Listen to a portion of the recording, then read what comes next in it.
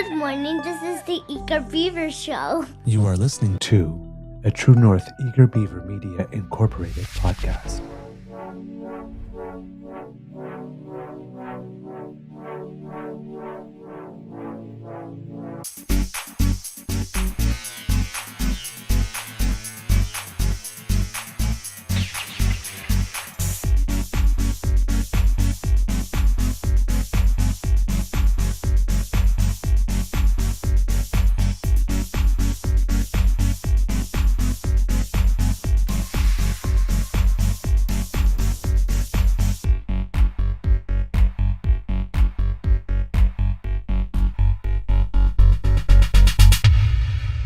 The True North Eager Beaver podcasts are proudly brought to you by our founding sponsors, the Miss V Mysteries from Corvid Moon Publishing, your source for science fiction, fantasy, and cozy mysteries featuring a broad diversity of characters. PsychicTarot.ca, book your tarot reading and unlock your spiritual journey. And the Pepper Master, hot pepper sauces made from farm-fresh ingredients to thrill your taste buds and expand your mind.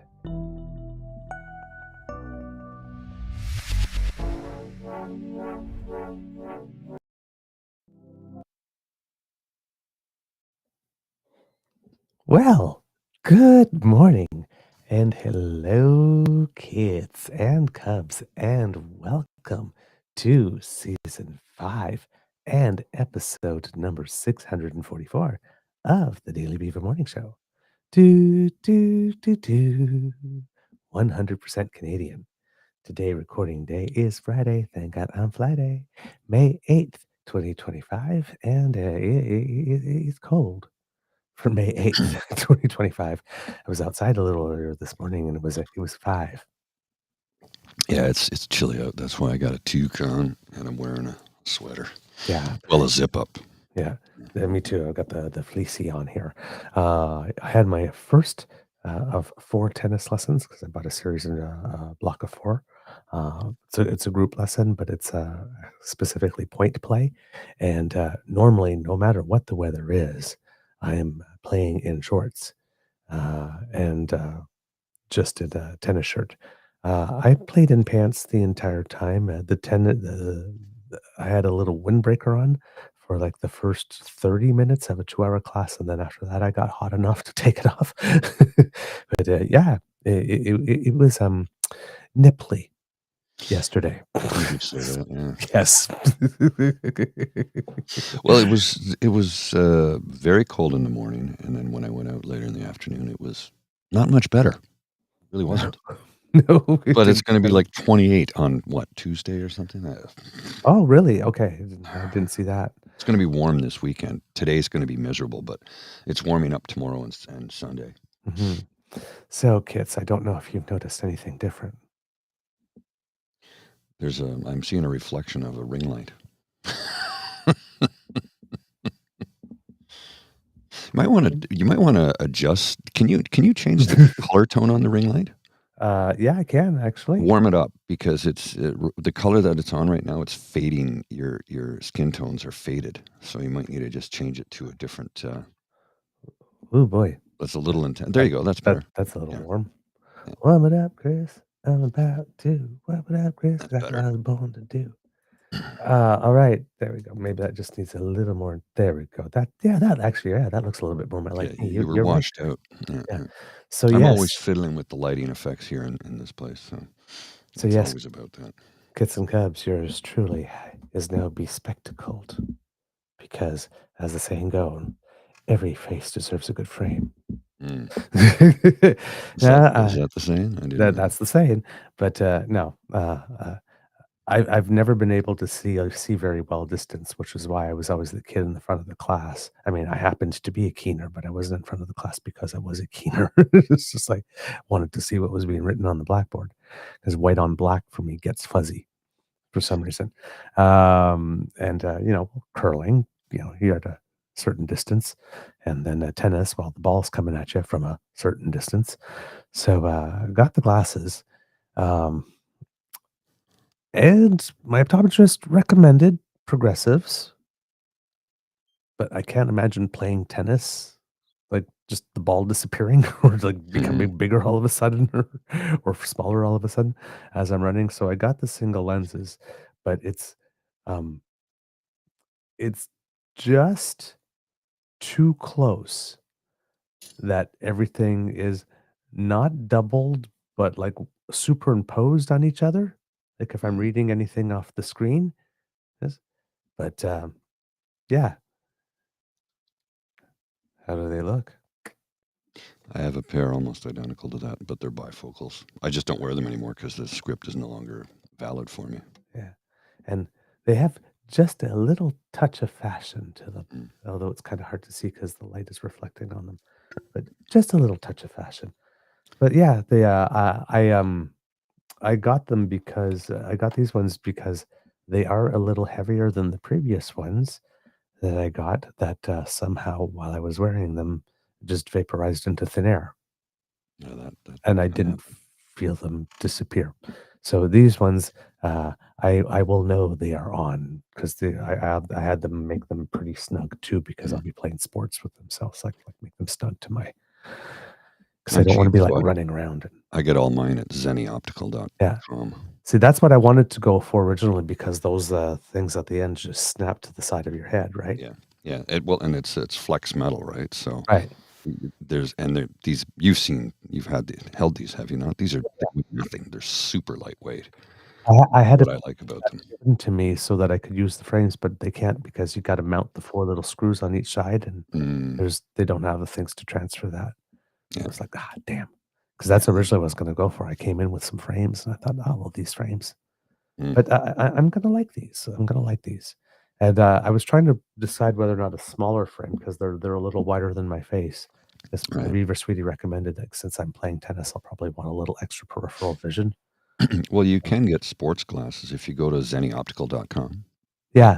It sounds like I'm plugging them, and in a way I am because their products are really good and incredibly Zenny these sponsor us.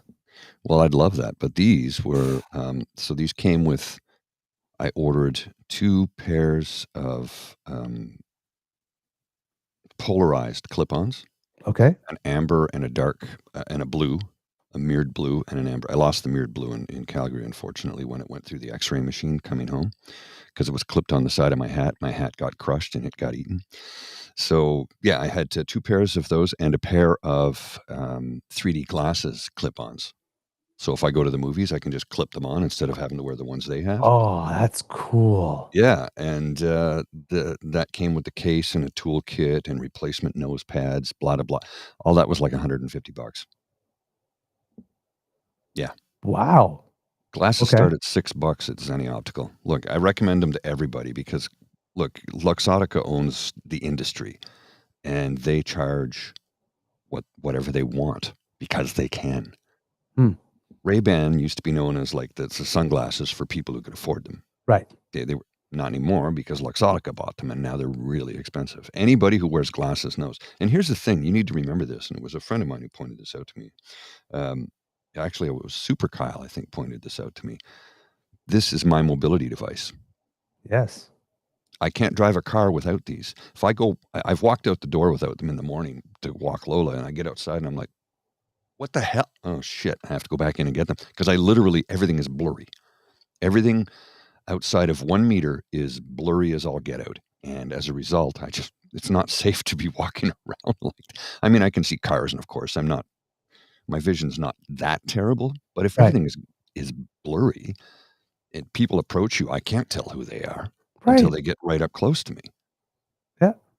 Yeah. It's just no, it's a mobility device, and without them, I am very hampered, and the prices they put on them is a barricade or a barrier. Well, Yes. actually, I'll say a barricade in many instances for a lot of people. Because $750 or $800 for a pair of glasses? Anything over $200 is getting into absurd territory.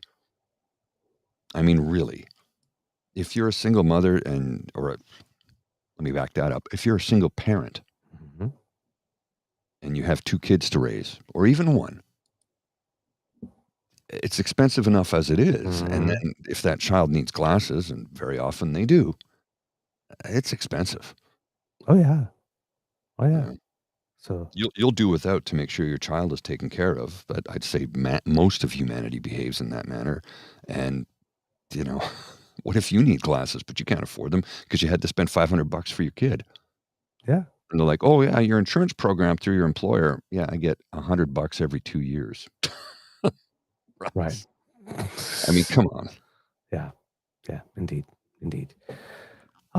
So better days at curling ahead and better days at tennis ahead. And same thing for me. It's I'm out in public, and um, if someone's maybe like 30 or 40 feet away, Yeah. I mean, I can tell you like how tall they are about, but otherwise it's like, he look like a man. It's like I wouldn't be able to help out a sketch artist. It's just sort of like I see that there's where the eyes are supposed to be, and I don't know how much I'm like completing from like brain and how much I actually do see because it's pretty blurry. Uh, Yeah. Oh, I hear which you.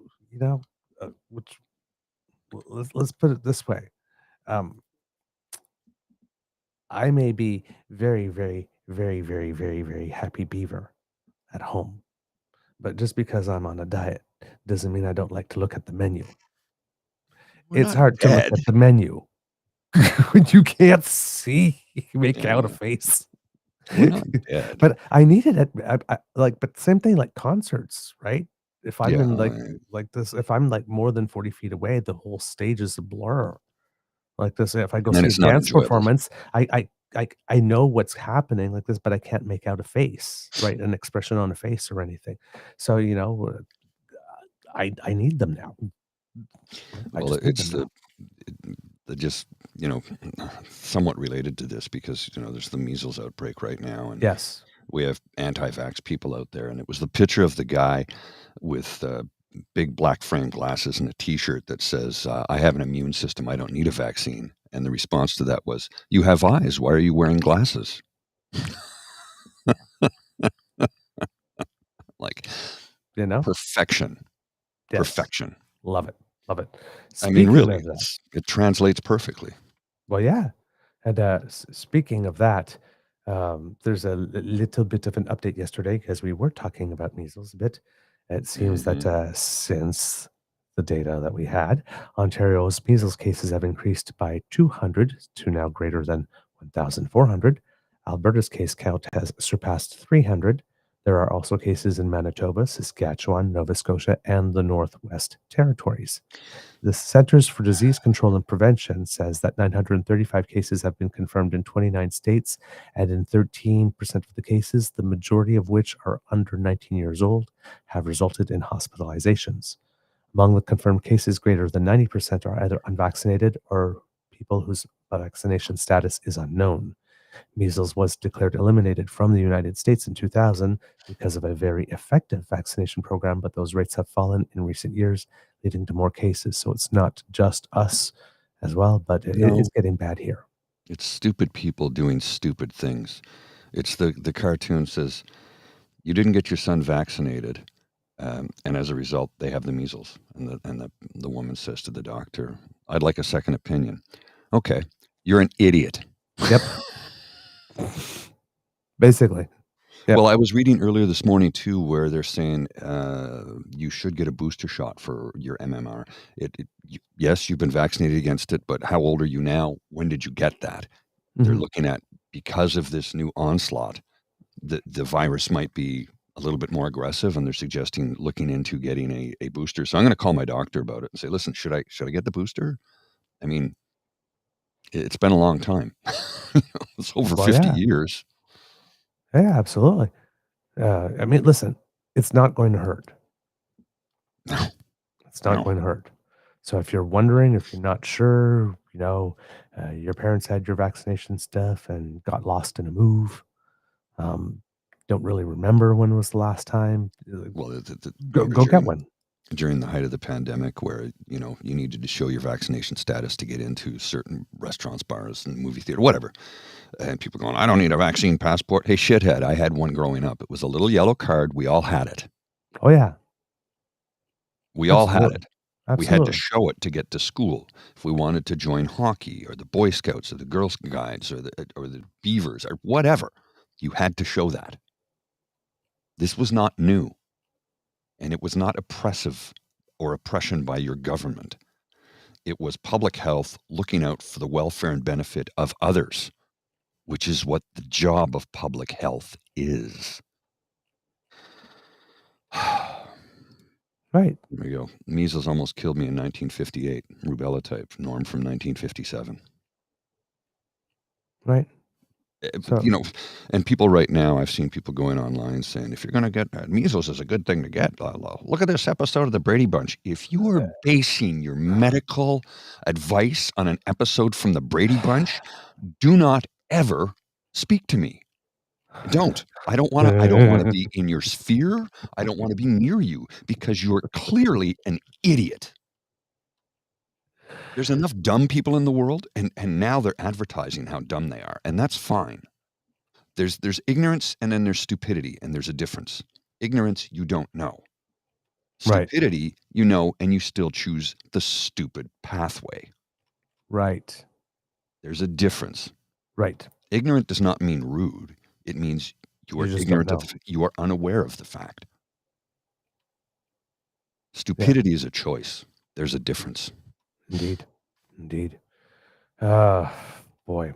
So, I mean, listen, when you even have Danielle Smith online posting something, and I wish I could find it to show you that it actually did happen and prove that it's true. And I did see it. But she says, like, immunize, telling people to go get immunized. Her of that whole, like, vaccine thing that she wanted to pass, this kind of law. Because she's encouraging people to go get immunized. That's telling. Right. And what I was talking to you about the other day when we were looking at the numbers and we were saying, like, why didn't, like, any of the premiers put these things out before this week or this past week? Because you saw the numbers rising like this. And, in epidemiology, things are logarithmic, right? So at first, small numbers, rises in numbers seem, it's just 8 to 32. Well, yeah, but 8 to 32 is a big deal in epidemiology, right? 8 to 32, 8 to 32 is a bigger deal than 10,050 to 10,070. Cat W, you can't fix stupid. You're right, Cat. You can't, because stupid is a choice. Yeah. So, and since then, I've been seeing on the news and whatnot interviews with medical professionals and people in public health and epidemiology, and they're all saying the same thing. It's like we're glad this information is out now and that the call is out now. But why didn't they call before? And you've got Doug Ford that's out there saying like this: we've got 150,000 doses. Yeah, it's great that you got the doses. That's nice. Like this, but the point is that you let it get to 1,400 cases. I guess when it was at 32, when it was at like this, that's when the campaign should have started, dude.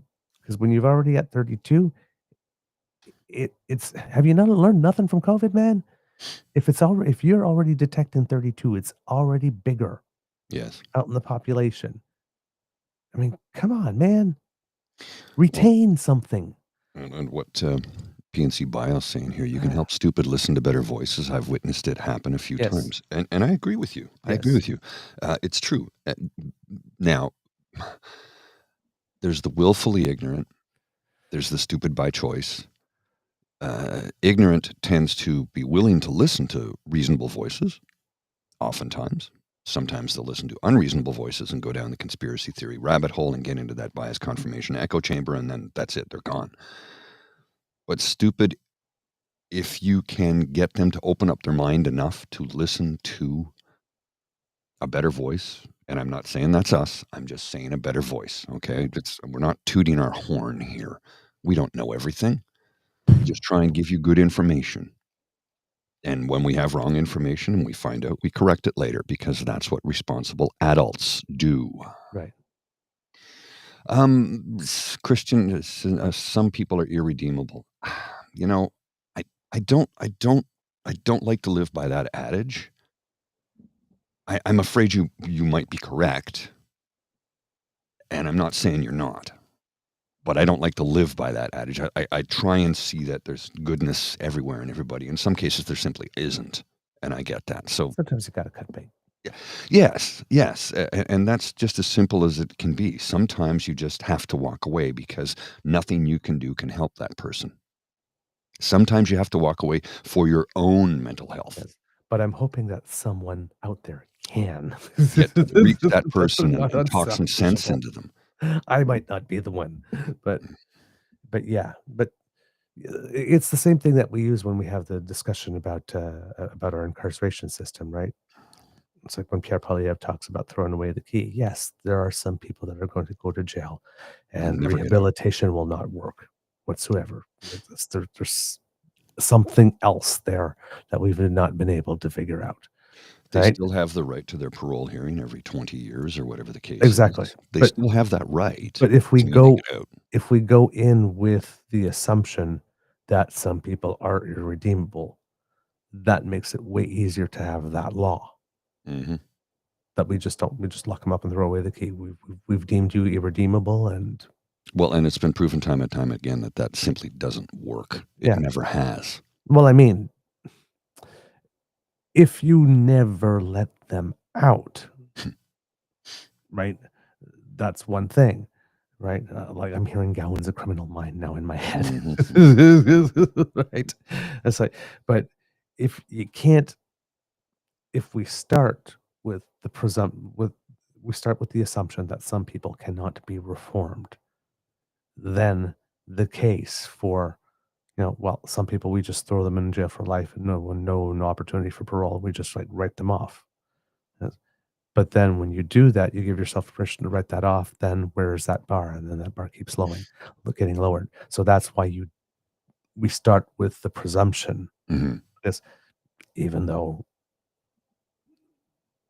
there is reality that, because if they are still redeemable, this we still science and psychology and everything else, all the behavioral therapy and everything that we know has not figured out a way to get to that type of person. Yeah, we need to Uh, use CRISPR for that one, I think. but uh, but I would rather believe that Mhm. we just don't know how yet, rather than the opposite, because then the opposite creates a permission structure for all that other stuff, which is Right. like the same thing when we're talking about like fetus rights. Mhm. Like at first blush, when you think, well, it's like if you harm somebody who's pregnant and in the process the fetus dies, well, yeah, that's everybody goes like that's like extra, that's an extra layer of awful and tragic Mhm. on something awful and tragic. But legally, if we say because of that extra layer of awful and tragic, like this, that one specifically, because we create a specific law for that, well, then what happens to any other activity that may result in harm Yes. or death, You or you can't not death, but termination you just can't of a paint fetus? everybody with the same brush is what it boils down to. Yeah. You So, can't do that. and Well, that's and why if you we have notice things like the Canadian Civil Liberties Association, right. which like seem that like they're annoying as fuck from time to time. Like this Mhm. when they're doing the convoy, like this, and where all of us are sitting there going, like, just fucking pull them off the street already. It's like, yes, but you have to do it in a certain way, right? And you have to pass all through all these gates first, or else what if Right. it's your protest the next time? It's like, and you're like, but I just wasn't gone. Mhm. Just do something. But it's like, but you got to think about it. You can't want the solution so bad Mhm. that you're wanting to skip over. And that's where politicians come in, right? When we saw that moment in the debate where Mark Carney said, we have these rules to protect, well, against people like us, Well, politicians, right? Because those people will see that. yes. They'll try to capitalize on that, and so that's why you need these people who are pains in the asses. Go, "Yeah, but," all the Yes. time, "Society needs it." Keep us Yes. in check. Yes. Well, the thing I noticed too recently, well, I wouldn't even say that recently, to be honest with you, was during the occupation of Ottawa, aka the Freedom Convoy, which it was never about freedom. During that time period, I was like, get these people off the goddamn streets. And I had people coming out, you have to let them protest. And I go, yeah, except this is not a protest. This is an occupation. After 5 days, it was evident they weren't leaving. Yep. A protest, and we get them in this city all the time. And people say, well, that's what you have to live with in Ottawa. And I go, and I do. And I have lots of friends who live downtown, and we've seen thousands of protests over the decades. Protest inconveniences people temporarily. It does not terrorize them. The way people have gone on, what about all these Palestinians protesting? I go, they go out, they march for 2 hours, they chant their slogans, they wave their placards, then they go home. Yes. They don't block streets. Yes. They don't occupy my neighborhood. They don't threaten my neighbors. They don't defecate on statues. They don't steal food from the homeless shelter. And the people on that they have a planned route. Yeah. They march with a police escort. Then they go home. Yeah, and the people in that movement who do things like throw a Molotov cocktail at a synagogue or at a Jewish school, whatnot, law enforcement deals with them. Yes. Now, because that's a crime. I might not like what they have to say. Oftentimes I don't. When they yell death to Canada, I don't like to hear that. I disagree with it. They have the right to say it. And again, it's an hour to 2 hours. Then they go home. You cannot compare A to B. It's an apple to an orange. And when people try and compare the two, I'm like, you're not living in reality. You're not living in reality. Yep. And the people who complain the loudest about, well, the occupation, the Freedom Convoy was a protest. I go, you didn't live through it. Don't tell me what my lived experience was. You don't get to do that. Yeah, indeed. I'm going to grab another coffee. Yep. You know, I used to, like I said, I used to drink 2 12-ounce cups, and then I switched to 8-ounce, and now I drink 3 8-ounces. Because that's better. Slow drip. As it turns out, I still need my 24 ounces of coffee is what it boils down to, but it's just 3 mugs instead of 2. Oh, just before I go, I wanted to share this image with you because I thought you'd get a really big kick out of it. Well, that was a pretty serious little thing, so I thought we'd put in a little bit of a subtle humor here from our friend Barney Panofsky's Best Intentions. I'm just going to blow this up so we can see it really well. Yeah, there we go. No, this one works better. There it is.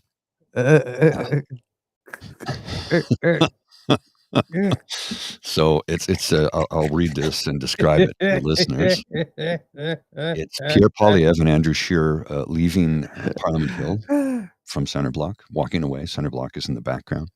And Andrew Scheer, looking at Pierre Poilievre, says, and if we build bunk beds in our room at Stornoway, that would leave so much more room for activities.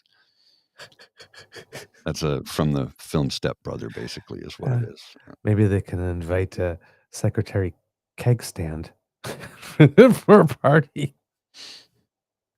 and improve bilateral relations. I just thought that was really funny. Oh my God. I love it. Okay. Other little things, kids and cubs that we have for you here. IQ 47 now has his first trade deal with the UK. He promised that he would have 90 deals in 90 days. Turned out it's not really a trade deal. We're going to have a little more on that later. It's not quite there yet, but he's announcing it. What's that, Mr. Grizzly? Oh, this is from Newsweek. Donald Trump calls Biden's Digital Equity Act racist. Next. Yeah. The Digital Equity Program is a racist and illegal $2.5 billion giveaway. I am ending this immediately and saving taxpayers billions of dollars. Is it because Digital Equity Act is DEI? Like the letters are DEI? So he immediately... It's DEA. DEA, right, sorry. Or like Drug Enforcement Act, which he might also have a problem with. I'm so sorry. The Digital Equity Act was part of a $1 trillion infrastructure bill that Biden signed into law in 2021. It was written to help many groups, including older people, veterans, people with disabilities, individuals with a language barrier, and those who are part of a racial or ethnic minority group. It provides $2.75 billion in grants through programs administered by National Telecommunications and Information Administration. These aim to ensure that all people and communities have the skills, technology, and capacity needed to reap the full benefits of our digital economy. And Trump's putting an end to that because, well, let's face it, we can't have lessers than with equal access, is basically what he's saying. Yeah. Okay, I'm grabbing a coffee. I'll be right back. All right. Okay, other news before we start Kids and Cubs. Little note that I picked up from a sister show. But if you have to cross the border, if you know anybody who has to cross the border, if your phone, if you're bringing your phone with you, and if it's something that it's your thumbprint or your face, or not, switch it to a passcode. It seems that they are allowed you to they are allowed to ask you to unlock your phone by touching it or doing a face print, but they're not allowed to actually ask you to input a number or for them to ask for you to give them what your passcode number is. So that's one thing. I didn't know that. I thought they said you have to unlock it. I thought they had the right to demand that you do that. It seems that it seems that they are not allowed to force you to give that information. And they also recommend that if asked what you think about the president, the best response is, I don't really pay much attention to politics. I'm not really political. Mm. That's your best one. This is some strange stuff coming from the Twitter. Okay. I don't know what this means. No idea what this means. I don't know what it means. That's you mean the comments? Yeah, it's somebody on Twitter. I don't know what they're talking about. I'm not paying attention to it. I just saw it and I thought, okay, that's funny. I'll highlight it. I don't know what it means. Next. Yeah. All right. No time today. There's news. Mr. Grizzly, if you have the first little clip, there's some news for the world's 1.4 billion Catholics, I believe it is. If you didn't already know this. Yes. If you didn't already know this, I'm a better Catholic than you are. And the club doesn't want me.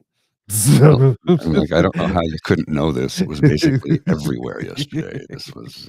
But yes, we did get some white smoke.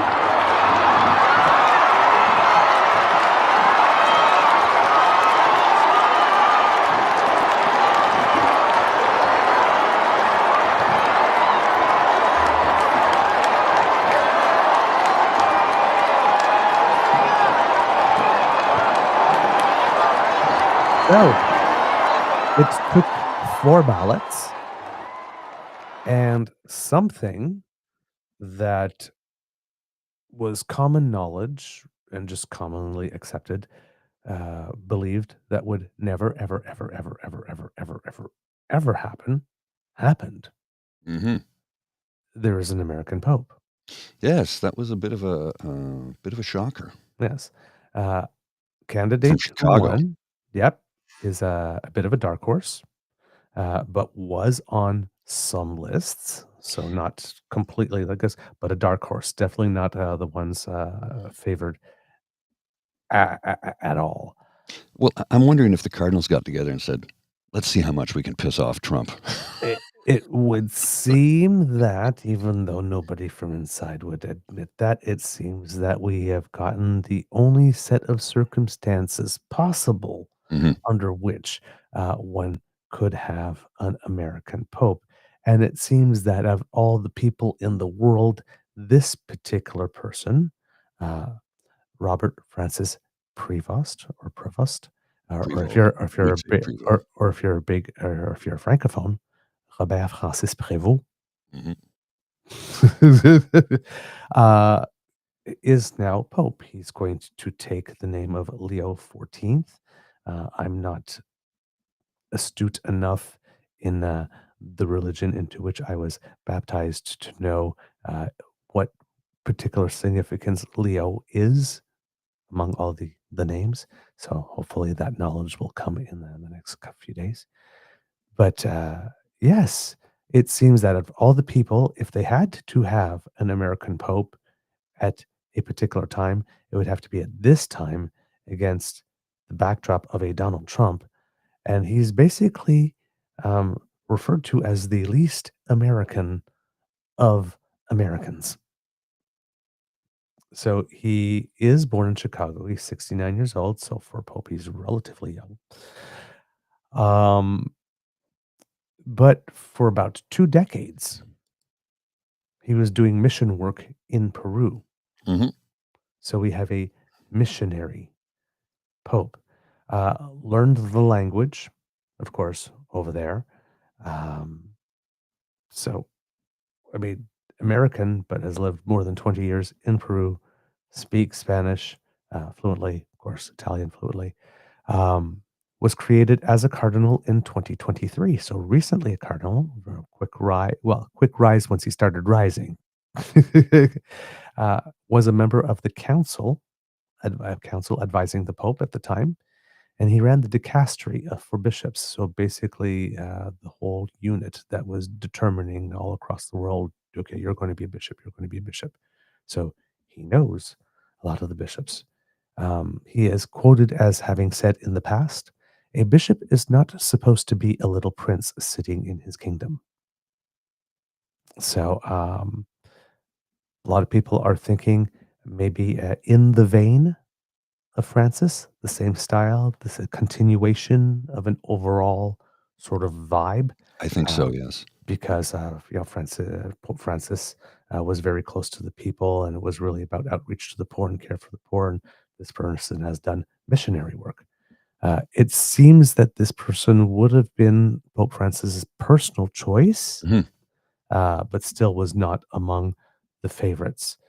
So yeah, I really do believe the Cardinals were like, yeah, let's get this guy. He's an American, which will piss off the right-wing Christian, Christo-fascist nut jobs. That's what I'm going to call them. I don't care if you're insulted by that. These people need help. But it's really going to piss off them, and they've already begun. They've already begun. Oh, I'm yeah. like, so you claim to be Christian, but you ignore everything Jesus said.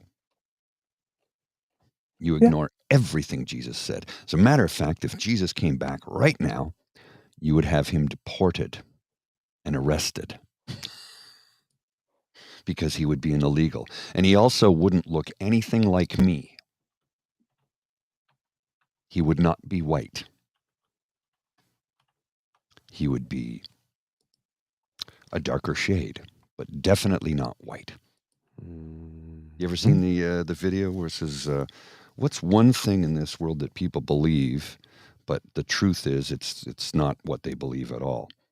And the comeback is that there's white people in the Bible. Mm. There's no white people in the Bible. None. Zero. Well, here there, Mr. Grizzly might have an idea why some of them are upset here. Mm-hmm. From an account here, Prison for Dumpy. As a 2024, survivor, he didn't tweet once, but in 2025, he has a few times, and it's all been negative against the current government. I don't know who you're talking about now when you say he. The Pope. Oh, yes. Okay. Sorry. Who else would I say? No, I don't know. I'm sorry. I was in mid sentence and I was talking about something else. So I missed the link there. Sorry. So yes, here we got Robert. He's got like a, well, anyway, he's on Twitter, obviously. And he's got Pope Francis's letter, J.D. Vance's Ordo Amoris, and what the gospel asks of us all on immigration. Then J.D. Vance is wrong. Jesus doesn't ask us to rank our love for others. And then As Trump and Bukele use the Oval to Fed's illicit deportation of a U.S. resident, once an undocumented Salvadorian himself, now DC Ox. I don't know what that's supposed to mean. Absolutely. Yeah. Evelio asked, "Do you not see the suffering? Is your conscience not disturbed? How can you stay quiet?" And that again is from the new Pope. Yeah. JD Vance is wrong. So, yeah, this might explain. The other thing, Kits and Cubs, because there's been some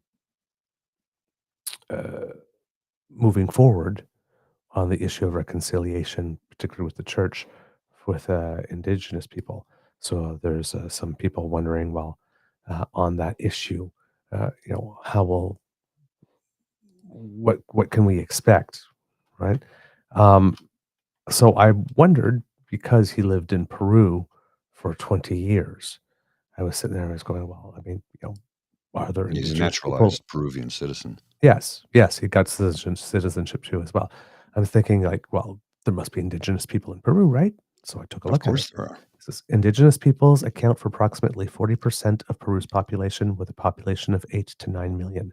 It's estimated that there are more than 60 indigenous groups scattered across the mountain, coastal, and Amazonian regions. The largest indigenous groups are the mountainous Quechua and Aymara peoples.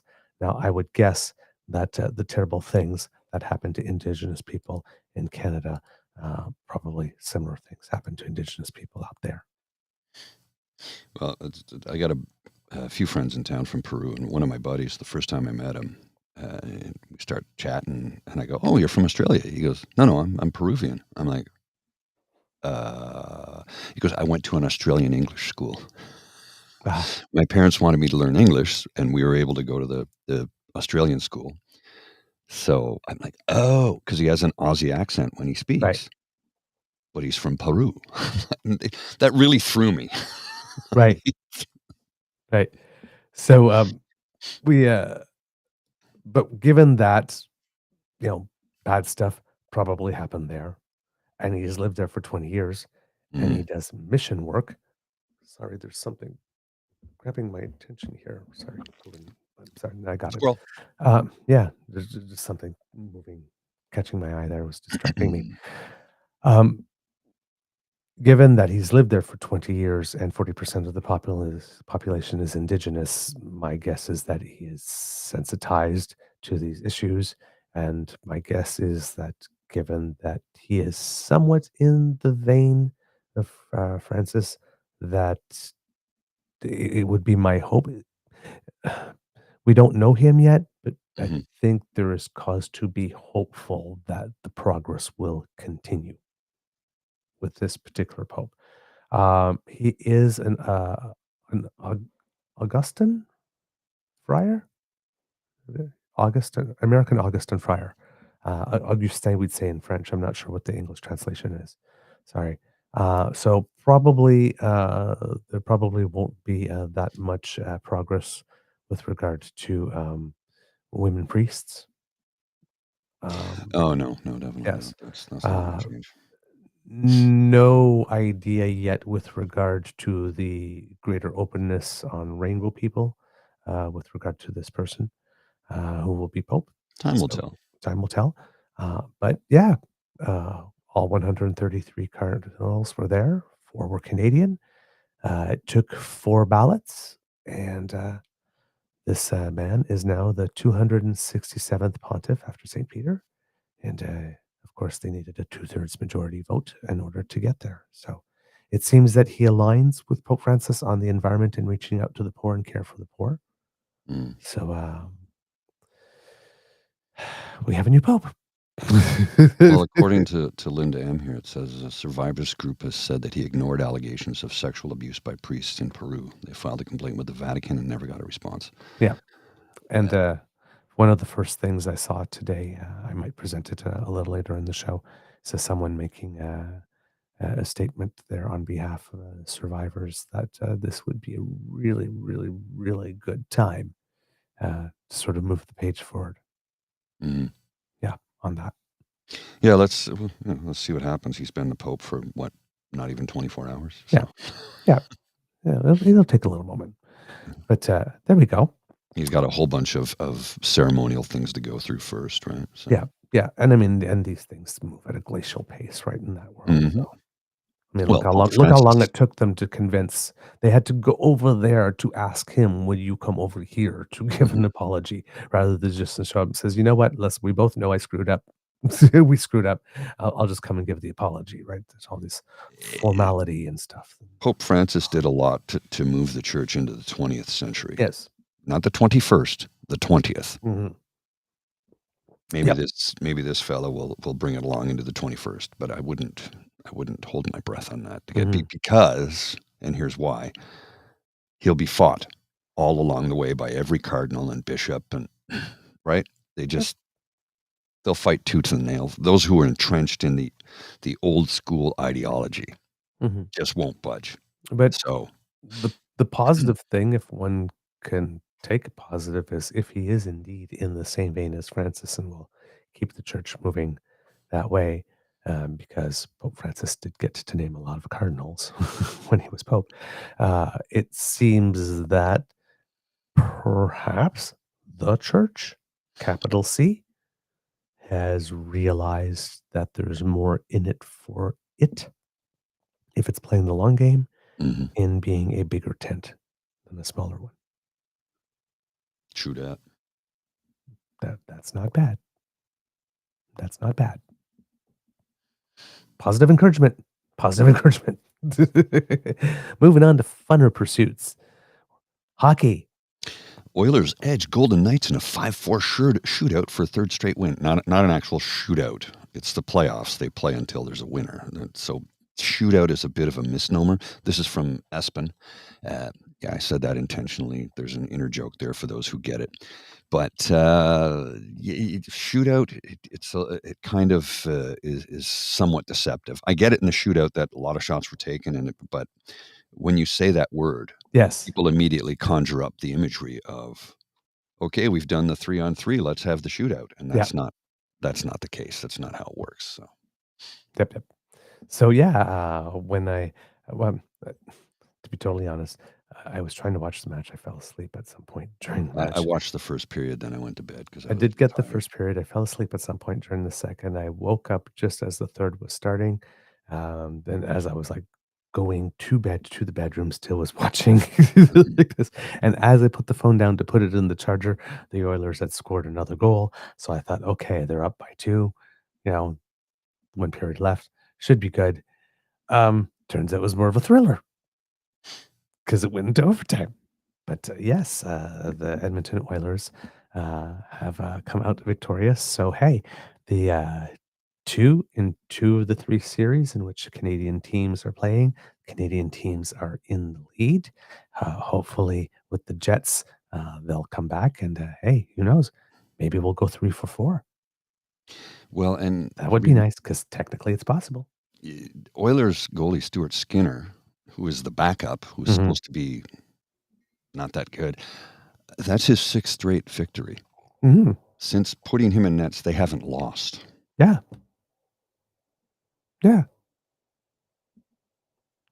Yeah, go with the guy who's hot. Yeah. Go with the guy who's hot.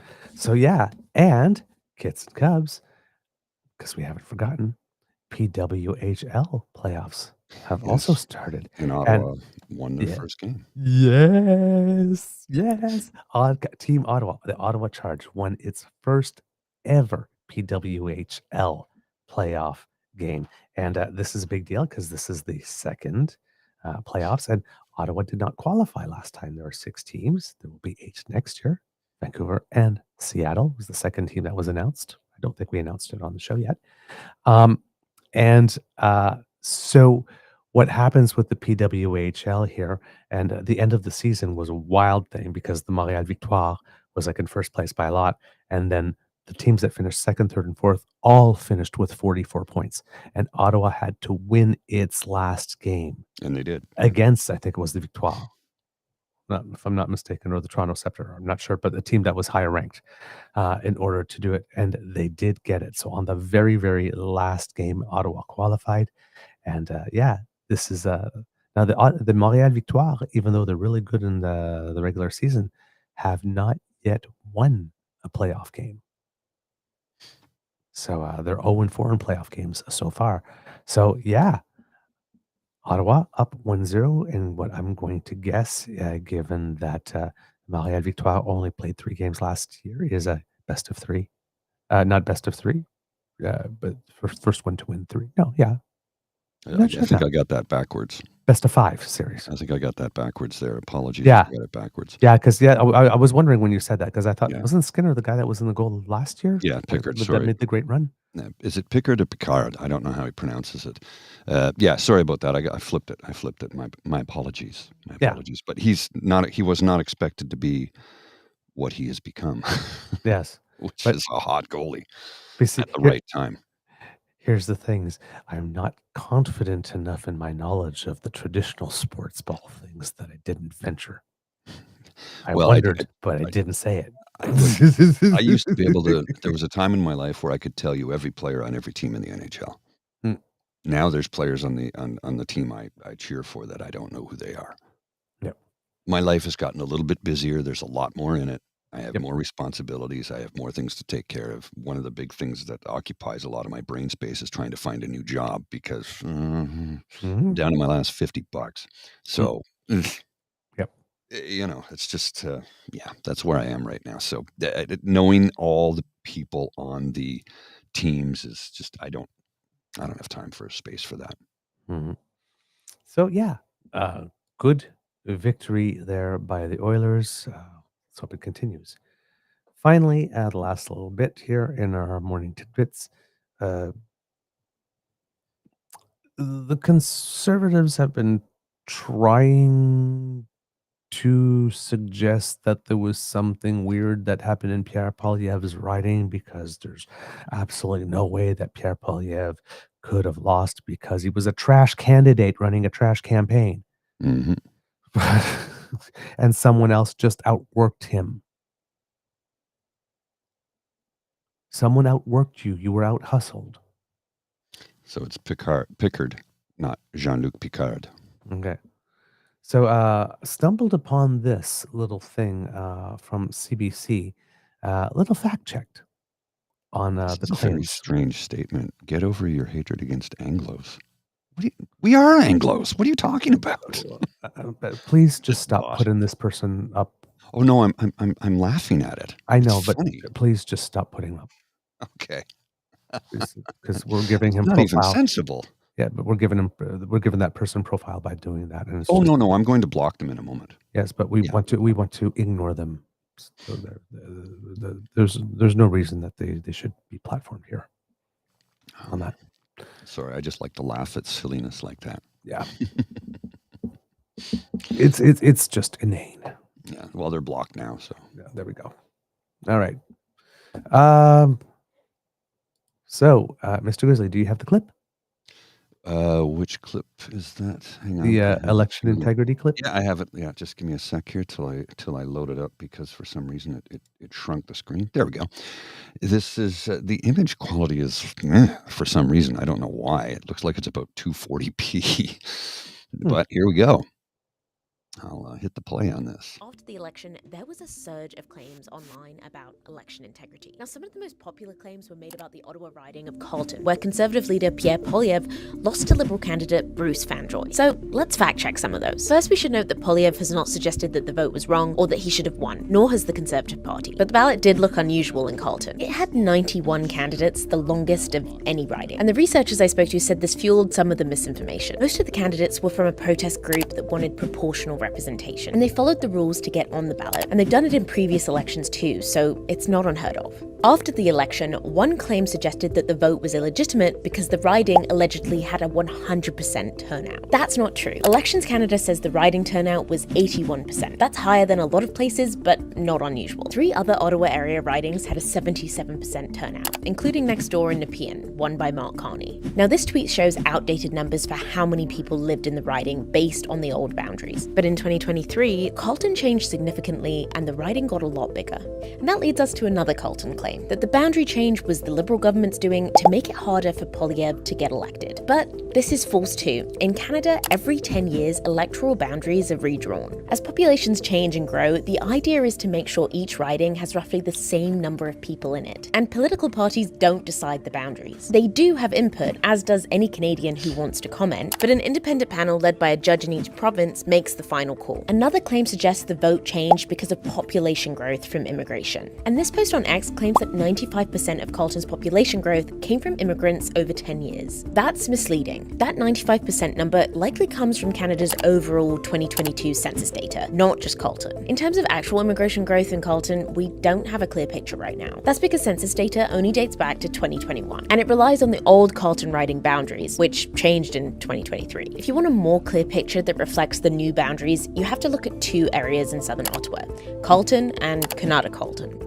In 2021, Carlton's immigrant population grew about 77% since the previous census in 2016. In Kanata Carlton, the immigrant population grew about 17% since 2016. But in each of these, immigrants only accounted for roughly 20 to 25% of the overall population in the region. And when you look at where they're from, no one country dominates. So it's misleading to suggest only one group may have swayed the vote. Now, McGill's Media Ecosystem Observatory has been tracking these claims. Their team created 35 avatars or profiles to represent the Canadian population. Election fraud really became one of the most trending topic among the avatars that we're seeing post-election. The right-wing avatars are seeing it, the centrist ones are seeing it, the left-leaning ones are also seeing some of these discussions. So did you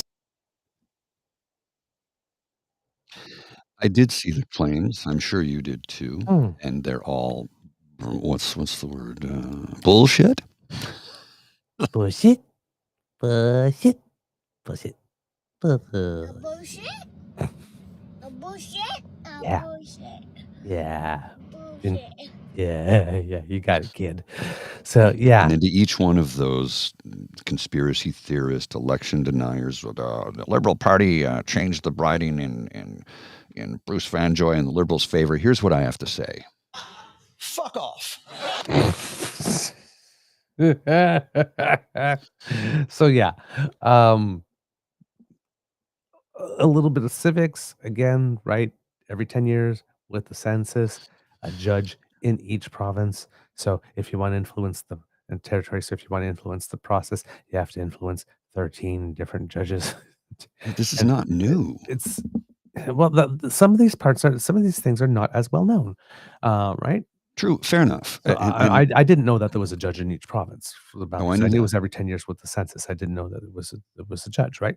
So, And I knew that- but I knew it was not. I knew it wasn't bureaucrats. It's not. It's an independent body that does it. It's not any city. And I've tried to tell. I'm like, the Prime Minister of Canada has nothing to do with this. It's an independent body that does it based on census data from the previous census. When they look at the population and this, and it's called proportional representation, is what we try and get as much as possible because each riding has to have X number of. Representation by population. Thank you.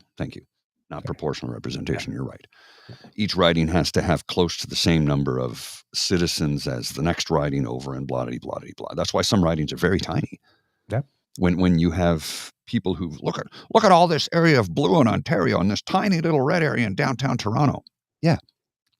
Where millions of people live versus the rest of us. And then you got the couple of exceptions like Prince Edward Island, where it constitutionally must have 4 seats, even though there's only 167 people on the island. So you can't have 4 ridings with 150,000 each. No, you can't. You just can't. It's not possible. So, and one riding wouldn't be constitutional, right? yeah. So there are a couple of things like that Mhm. that sort of balance things out. But the general rule is about 150,000 people per riding. And that's what they try to go for. So yeah, just wanted to put that out there because again, this is probably one of the reasons for which Pierre would like to defund the CBC, because they do stuff like this. Because without the Fact check. CBC, then their lies can just stand. Yeah. Well, this is why he will only talk to alternative media. Indeed. It was like how they all showed up after the first debate and hijacked it and basically destroyed any sort of sensible questions from any other media who didn't even get a chance to ask one for the most part. Mhm. which is why after the next debate, the English debate, there was no scrum. Yep. There can only be one voice, right? Freedom to listen to me. Well, every And time I only hear me. somebody say, you listen to too much state media, and I'm going, which state would that be? Because if you're referring to the CBC, it's not state media, it's the public broadcaster. Yep. It has to represent all Canadians, whether you like it or not. Yep, indeed. I'm on my second pot of coffee, and I still can't face the day. Revised Gordon Lightfoot lyrics. What song is that from now? I should know it. I just can't think of the title of the song. I'm blanking out. It's my second cup of coffee, and I still can't face the day. My second pot of coffee is good. All right. So, kids and cubs, today we're talking dollars and nonsense. Because now this is an extremely sexy topic. The governor of the Bank of Canada, Tiff Macklem, released the Financial Stability Report.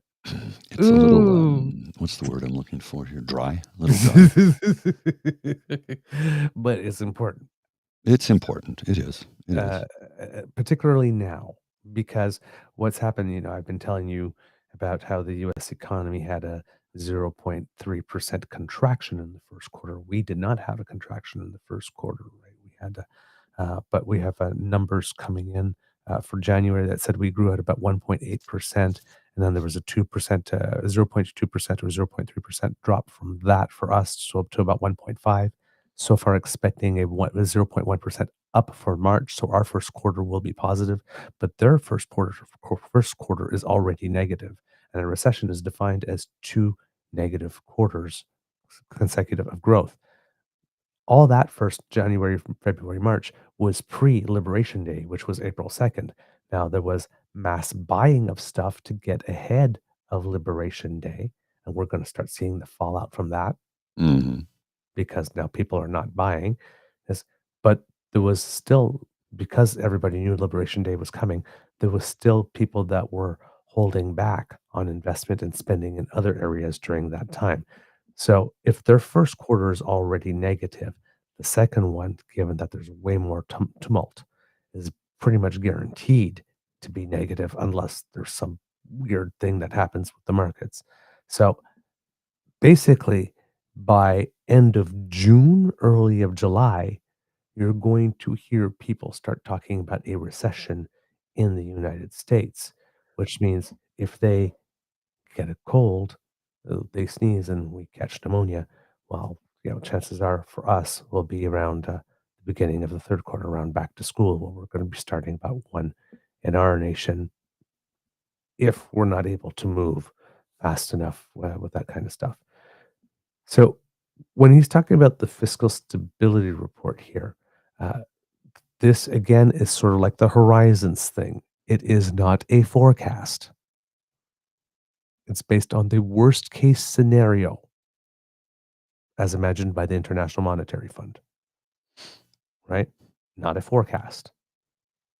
But this is what we could be looking at. All right. Just a second here, and I will hit the play button. And stability of Canada's financial system and highlights risks that could threaten that stability. While some risks have diminished, the current trade environment has pushed risks higher overall. But let us look back for a minute before we look ahead. The country's financial system has faced unprecedented shocks in recent years, and it has proven resilient. Households, businesses, banks, and other financial institutions weathered the upheaval of the pandemic and the sharp rise in inflation and interest rates that followed. It was a difficult period for many Canadians, and pockets of stress remain. But proactive steps taken by households and businesses, together with substantially lower interest rates, put the system on a more resilient footing heading into 2025. Now the Canadian economy and financial system face a new threat. U.S. trade policy has taken a dramatic protectionist shift. Tariffs and uncertainty have sharply reduced prospects for global economic growth. and financial markets have been rocked by chaotic policy announcements and reversals. A long-lasting trade war poses the greatest threat to the Canadian economy. It also increases risks to financial stability. There are two key concerns. In the near term, the unpredictability of U.S. trade policy could cause further market volatility and strains on liquidity. In an extreme case, market volatility could turn into market dysfunction. In the medium term, a prolonged global trade war would have severe economic consequences. It would reduce growth and increase unemployment. This could, in turn, have important ramifications for the financial system. With debt still at high levels, some households and businesses may be unable to keep up with payments. If loan losses occur on a large enough scale, banks could cut back on lending in response. This would exacerbate the economic downturn and put more pressure on businesses and households. Une longue guerre commerciale est la plus grande menace pour l'économie canadienne. Elle accroît aussi les risques pour la stabilité financière. Il y a deux grandes préoccupations. À court terme, la politique commerciale américaine imprévisible pourrait accroître la volatilité des marchés et causer des problèmes de liquidité. Dans des cas extrêmes, la volatilité des marchés pourrait perturber leur fonctionnement. À moyen terme, une guerre commerciale mondiale prolongée aurait de graves conséquences économiques. Elle ferait diminuer la croissance et monter le chômage, ce qui pourrait avoir des répercussions importantes sur notre système financier. Comme l'endettement est encore élevé, certains ménages et entreprises pourraient avoir de la difficulté à faire leur versement. S'il y a beaucoup de pertes sur prêt, les banques pourraient accorder moins de financement. Do you want to do a layman's quick Cole's Notes version of what he said? It's literally what he said before. Oh, okay. So he's just repeating himself. Yeah. Okay. Se ferait ralentir encore plus l'économie et causerait plus de pression sur les entreprises et les ménages. What we are evaluating in this report are the indications of stress in the overall financial system. There are many uncertainties. We still don't know what tariffs will remain, whether they'll be reduced or escalated, and how long all of this will last. That makes it particularly difficult to anticipate the risks to the financial system. In our April monetary policy report, we presented two illustrative scenarios to show how a trade war could affect the economy. In the FSR, we focused on the more severe of those scenarios to explore how the trade war could affect different parts of the financial system. To be clear, our analysis is not a projection. It's an assessment of vulnerabilities, pockets of existing or potential stress that could spread across the financial system. So let me now turn to the Senior Deputy Governor to outline these vulnerabilities and how they affect the four key sectors of our financial system: households, businesses, banks, and institutions known as non-bank financial intermediaries. This is a broad category including finance companies, pension funds, insurance companies, and fund managers. Carolyn. Thank you, Governor. I'll start with households. Total debt relative to disposable income is lower than it was a year ago, but still high by historical standards. Despite lower interest rates, signs of financial stress have risen over the past 12 months, particularly in households without a mortgage. For example, the share of these households that are behind on credit card or auto loan payments has continued to go up. Among households with a mortgage, about 60% are facing renewal this year or next. Most of those renewing will see their payments rise because they took out their mortgage during the pandemic when rates were at historic lows. But the average increase in payment will be smaller than we expected a year ago. Still, if a large shock causes job losses, it'll be harder for some households to keep up with their debt payments. A prolonged trade war may be that shock. It would cause demand for Canadian exports to fall. It would disrupt supply chains, threatening jobs and incomes.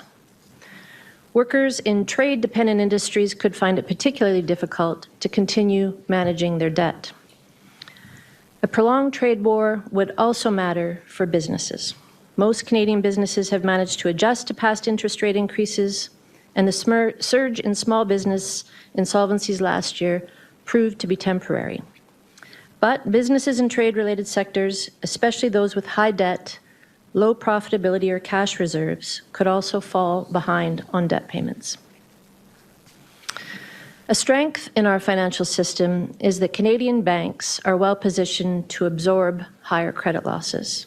Banks have increased their capital buffers in recent years, and more recently they've also increased their provisions for credit losses, and these both bolster their resilience.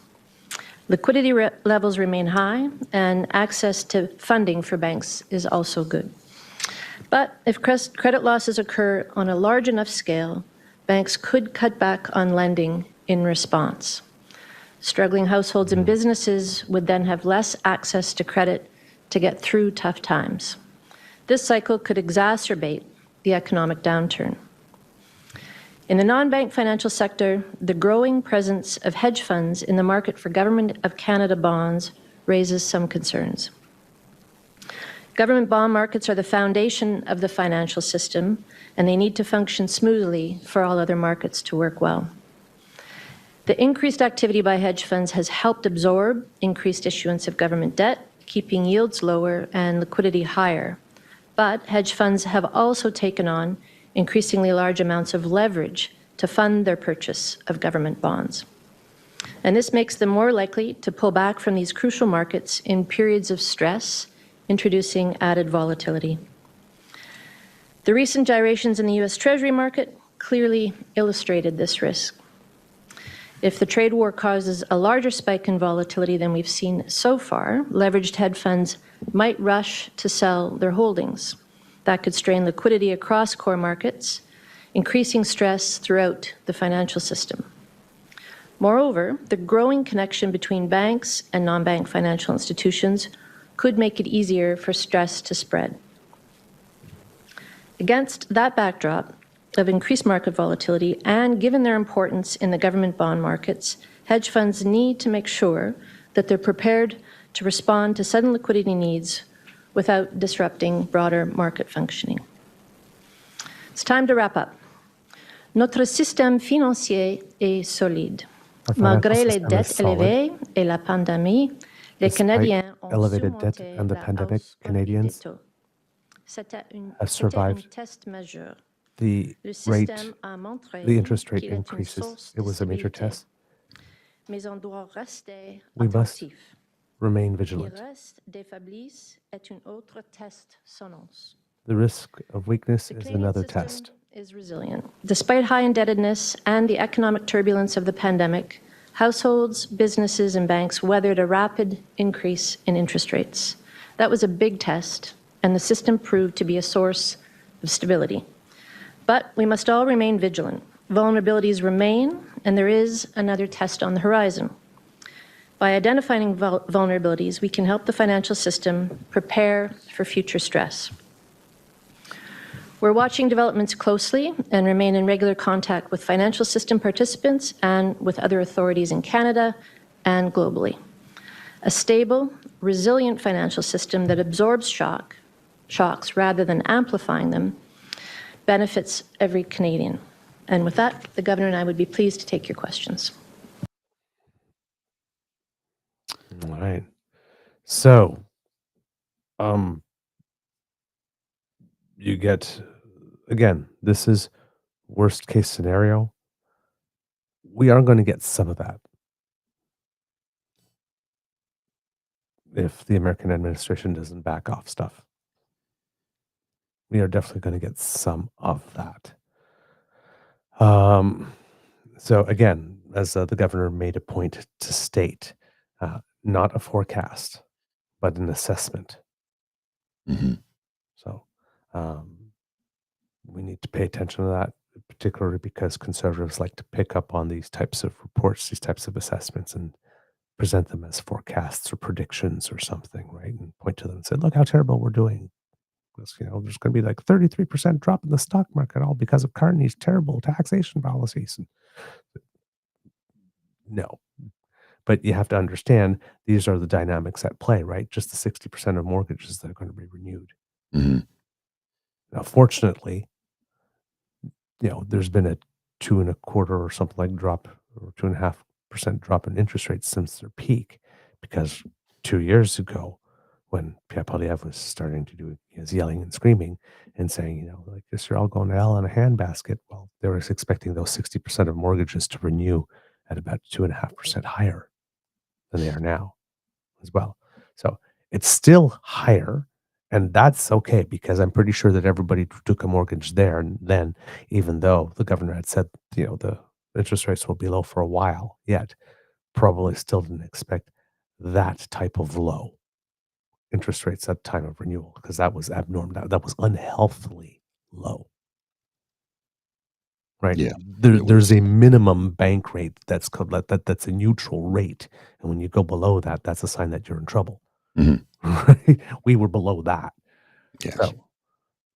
And we're still relatively at historic lows, but we did in that part of the last year and a half or something like that, or 2 years now, where the rates were going up. We were the nation in which those rates went up the fastest. So it was a sharp rise than anyone else in the world. That's for sure. So we did feel it. But again, we did manage to engineer that soft landing. Now the guy south of us might be fucking it up, but but we did do it. So, now, the next clip I want to show to you is Peter Armstrong, who is the business correspondent, the business person specifically. What do they call it? I guess he's the chief of the editorial desk or something like that for business news for CBC, and he has his take on what the governor and the deputy there were saying when you put it together to try and move it out of the dry banking terms and terms that everybody at home, well, I'm not going to say that everybody at home can understand. I'm sure people at home can understand the terms that Tiff Macklin, he wasn't using super elevated language, but more popularized. All righty. Show this. I got to go shortly. Okay. Why does it do that? It really annoys me when it does that. I don't know why it does that.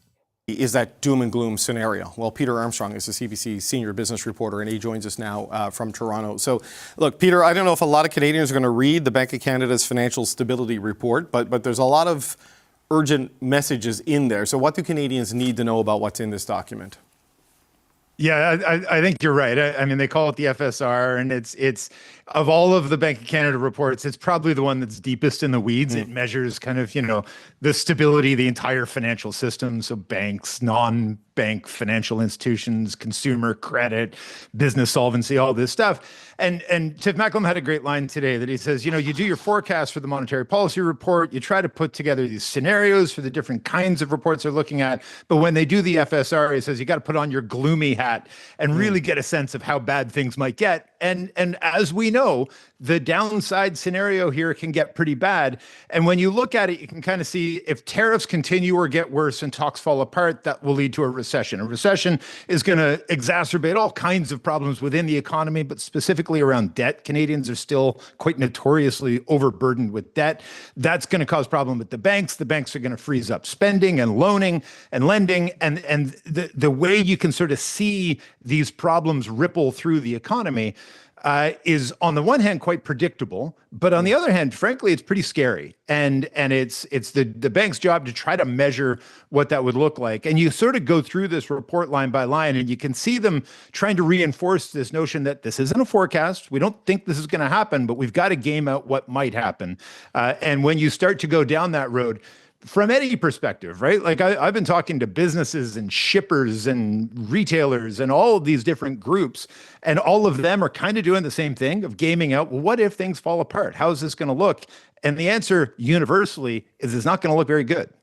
Yeah, you've got a scenario in there from the International Monetary Fund, like 5% GDP contraction, 9.2% unemployment, housing prices drop by 26%, and equities markets fall by a third, right? Over 30% from peak to trough. I mean, these are grim scenarios. Whether they're likely or not, that's kind of the dark potential. But it's not just the Canadian central bank. The head of the U.S. central bank, he's already warning of severe economic consequences this week. Jerome Powell says he can't predict how bad it could get because he can't predict Donald Trump. Just have a listen to this.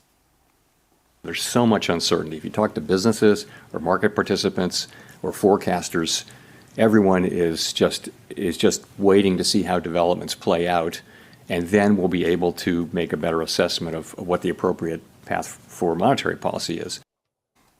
So, I mean, Peter, you know, it's not good when the heads of the North American central banks are talking about all this uncertainty and Jerome Powell warning about high unemployment and high interest rates. So what does all of this tell you?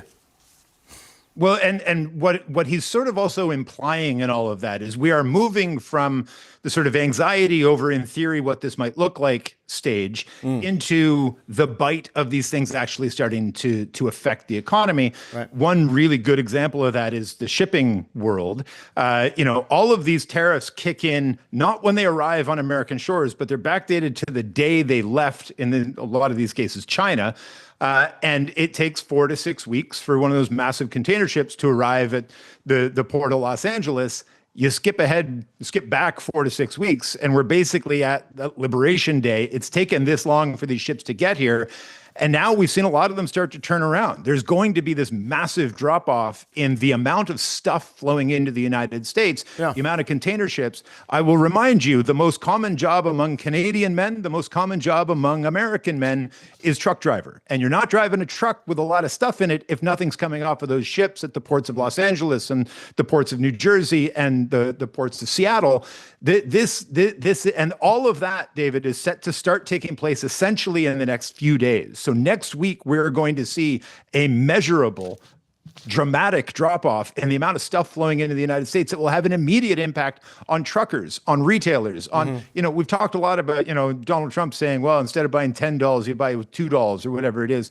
That reality of not having as much stuff you can buy off the shelves at the major retailers, that's about to come, and it's coming literally next week. Yeah, and it's machine parts, it's inputs into U.S. manufacturing industries. I mean, the containers are coming back empty now. The ships may just not go if this keeps up, right? That's where it could all go. All right, well, Peter, we've got that to look forward to and to talk about this summer. This is CBC Senior Business.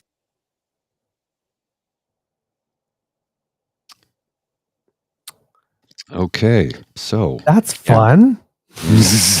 Didn't we say something to that effect on the show? Yes, you did. Many times. I think it was you specifically. Yeah. And talking about the ports. My degree in economics is, I don't have one, but I'm able to observe and report. I'm able to. What did somebody once said to me? Wow, you're very astute. You pay attention to the little details. That's the ADHD and the OCD. You see things happening over here, and you can say, well, the equal and opposite reaction of that is this. We all learned that, right? In school, I would hope. So, yeah, equal reaction. It boils down to that. You start to see the trading ports empty. Well, you're really going to feel that soon. Instead of getting $30 or $40, you'll get $3. What is Trump's fascination with little girls and dolls? Oh, I don't. Let's not go down that pathway.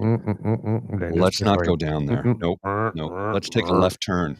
Let's take a left turn right now, circle back, and get the hell out of that area because it is just extremely bizarre. Yeah. But in that too, when Mr. Armstrong is speaking, right? Who are the people that this movement, this anti-everything movement, is trying to attract? Men, 55 and under. It's the number one job. Trucking. Yeah. So we're already politically in a mood where there's a manosphere growing because men are not able to fulfill their traditional role of providing because nobody wants to pay them what they're worth while prices are rising. People are being jobs are being automated and there's no room for you, or if you happen to be somewhere in your mid 50s to 60s looking for a job, well, gee, you're in your prime earning years and we can find somebody 10 years younger who will do it for less. Thank you. So we're not interested. Yeah, Unless we're that's where I really, really find hard up for myself. people. That's where I find myself right now. Some of the job offers I have received have been $20,000 less than what I earned last year, which was $20,000 less than what I earned in 2016, sorry. Yep. So please tell me, what future is there for me? I'm really questioning things right now. Yes, as somebody suggested, you should audition for some voiceover. I have been. I've been auditioning left, right, and center, and so far nothing. I'm really going to ramp it up though, because my EI is going to run out soon. I have no income, and I got to generate money somehow. And the job offers that I'm getting are to do the construction work that I used to do that I can no longer physically do. And I know I sound like a broken record, but this is what is top of mind for me. I'm 57 in July. I have been deemed redundant or irrelevant. Or too expensive. Or too expensive. Because somebody's bottom line needs to get bigger, but it won't be mine. Yeah. It's enough to make one feel depressed. Now, luckily, I have medication that helps prevent that. Despite all of those things against me right now, and they're not getting me down that much. I mean, I have my moments where I'm like, oh, do I have a future? What is it? I do have those moments, but they don't occupy all my mind space. Yes, this is top of mind, but I can think about other things. Yep. It's not the only thing I dwell on, but it is upsetting. It's disturbing. I'm like I said, I'm down to my last $50. And it's another week before I see any money. So I don't know what the hell I'm going to do. And it's super stressful, but I'm breathing. Well, Mr. Jim's saying he'd take a job at $20,000 less than the last time he was working, and I understand that. But I understand it. I do, and I might have to end up doing that. But it's like, good God, man, I'm in my prime years. I'm supposed to be earning at the top right now, and I have to take a $20,000 pay cut. Well, in this case, a $40,000 pay cut. Yeah. Can you afford that? The $40,000 pay cut puts me into barely above CERB. Barely above CERB. EI is barely above CERB. Yep. Anyway, sorry to end on a negative note. Let's end on a positive note, and then I will head out because I am running late. This I think you'll find fascinating, sir. This is, I'm going to bring this up. It's a headline you might not be aware of. Onyx is selling the majority stakes in WestJet to Delta and Korean Air. Mm-hmm. $550 million. The best part of this is Delta will acquire a 15% stake. Korean Air will buy a 10% stake. And Delta plans to sell a 2.3% stake to its joint venture partner, Air France KLM, for $50 million. Onyx acquired WestJet in 2019, and that is when service in WestJet and what they were once famous for just went to shit. It did. Mm-hmm. And I said I would never fly them again as long as Onyx owned them. And I at first it was never fly again. It was like, well, as long as Onyx owned them, I will never get on them again. If things turn around with this new ownership by some of the best managed airlines in the world for both customer service, reliability, on time, et cetera, maybe I'll consider flying with them again. But as long as Onyx owns a majority stakehold, nope. Because they only care about one thing, the bottom line. They don't give a shit about their people or their passengers. You are just a number on a ledger to them. So the good news is that may possibly change for the better. A glimmer of hope. A glimmer of hope. All right, got to go. All right. Thank you, my friend. We still have some more economic news, but I'm going to make a stop right here to talk about something else because I'm noticing some chatter here in the chat with regard to what I stated I heard on another show.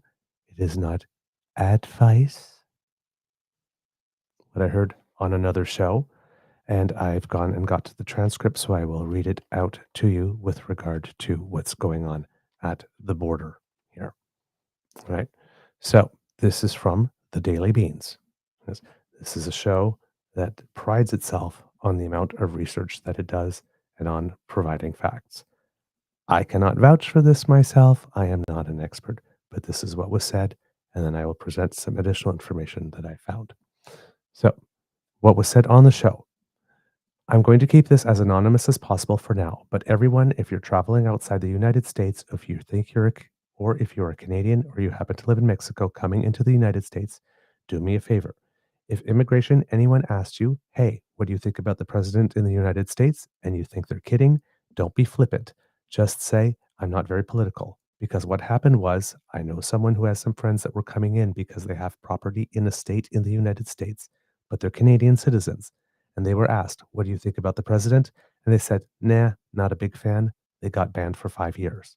They're put on a list. If you were coming into the United States, whether you're a citizen or not, and someone says, what do you think about the president of the United States? You just say, you know what? I'm not very political. I don't follow politics. Something else, when you're traveling, make sure to turn off your bio passwords for your phone, your devices like your thumbprint if it has one of your facial recognition. Turn that off and only have a passcode that you have to enter because they're not allowed to ask for your passcode currently. That is a known thing that they can't make you say, but they can force you to open up your phone with your face or fingerprint. So make sure your phone's locked with a password, right? So that's what they've said there. Now, if we're looking for some additional information, because there needs to be some context with that, this is from Global News, posted April 8th. And this is from Sean Boynton. Canadians have little recourse in the event U.S. border agents seize electronic devices for searches when seeking to enter the country, immigration lawyers say. That doesn't mean there's nothing you can do to prepare, though. The federal government said in an updated travel advisory on Friday that Canadians should expect scrutiny when crossing ports of entry, including additional questioning and the potential search of their electronic devices. The updated advisory warns Canadians denied entry to the U.S. may face detention while they wait to be deported. Lawyers say the update reflects the more strict approach U.S. authorities are taking to immigration law under the Trump administration rather than any changes to the law itself. Most importantly, they say Canadians should expect longer wait times, questioning, and higher chance of denial of entry, but that there are ways to protect yourself. Quote, the government is definitely looking closer, said Rosanna Berardi, managing partner of Berardi Immigration Law in Buffalo, New York. Quote, the government can search, seize, look at anything that they want. So we've been advising our clients for 20 years, make sure your story matches your stuff. And that applies here to, for example, if you are traveling with your electronic devices like this and they can be searched and you agree to have them searched, if you say you're not very political, but you are, your story doesn't match your stuff. So, I mean, right? So if you're not bringing any electronics or something like that and you say I'm not very political, that's one thing. But if you are, do make sure your story does match your stuff. That's some very important context here, right? The Office of Canada's Privacy Commissioner says U.S. border officials, quote, have broad inspection powers, which can include seeking passwords to your laptop, tablet, or mobile phone. Such searches do not require evidence of wrongdoing, it warns. Quote, you do not have any rights at a U.S. border crossing or pre-flight inspection, which is an extension of that, Berardi said. U.S. Customs and Border Protection says its authority to conduct searches of anyone, quote, regardless of citizenship, entering or leaving the U.S., enshrined by U.S. Supreme Court precedent, quote, extends to electronic devices crossing our nation's borders. Quote, this is not a new power that the Americans have, said Warren Kreitz, who heads the immigration law group at Perley Robinson, Hill and McDougall in Ottawa. Travelers are, quote, obligated to present their electronic devices and the information stored on it, quote, in a condition that allows for the examination of the device and its contents, the agency said. That includes providing passwords necessary to view that content. If someone attempting to cross the border refuses to hand over or unlock their phone, that could play a factor into whether they're allowed to enter the U.S., a decision that is up to border agents' discretion. Travelers can be denied entry or even detained pending deportation. Border agents are only permitted by law to view content stored directly on a device during a search and cannot use the device to access data stored remotely or in the cloud as per a 2018 order. So that might be something you might want to upload something to a cloud. CBP officials will ask travelers to turn off connectivity to Wi-Fi and Bluetooth or turn on their device onto airplane mode or do so themselves, the agency says. However, Crete said border officials can also search people's email, text, and WhatsApp messages, other content that's accessible on a device. They may also look at a traveler's online presence, including social media and platforms like LinkedIn, he said. What they might see on social media might not be to the liking of the officer conducting the examination and play a factor in a person's admissibility into the U.S., Creets said. Berardi and Creets said in the last 2 months, immigration lawyers like themselves have seen an uptick in calls from clients asking for reassurance and advice on how to avoid being barred from the U.S. or detained. It's a tsunami of inquiries that we're trying to struggle to keep up with, Creets said.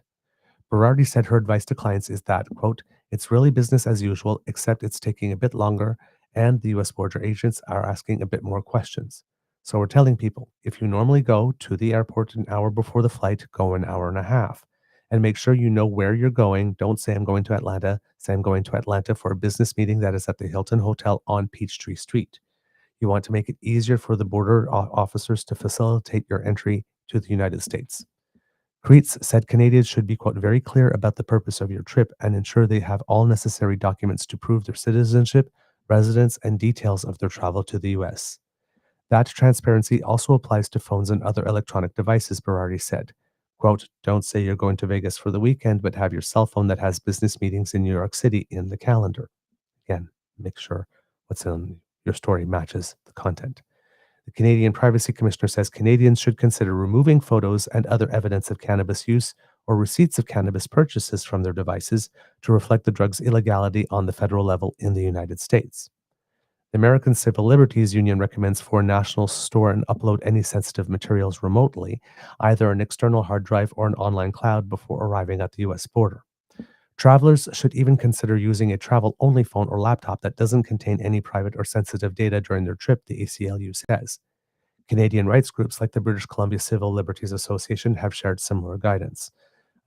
That is good guidance. The caveat is with that is that some people are suggesting that if you show up with that type of phone and it doesn't have much activity on it and doesn't have activity for a long time, that in itself could be considered suspicious. Wow, you just happen to have a new phone that doesn't have much activity on it before this trip. Right? Um, there are pluses and minuses to everything, but this is best advice. And civil liberties civil liberty unions are pretty good with regard to that legal stuff is what they do.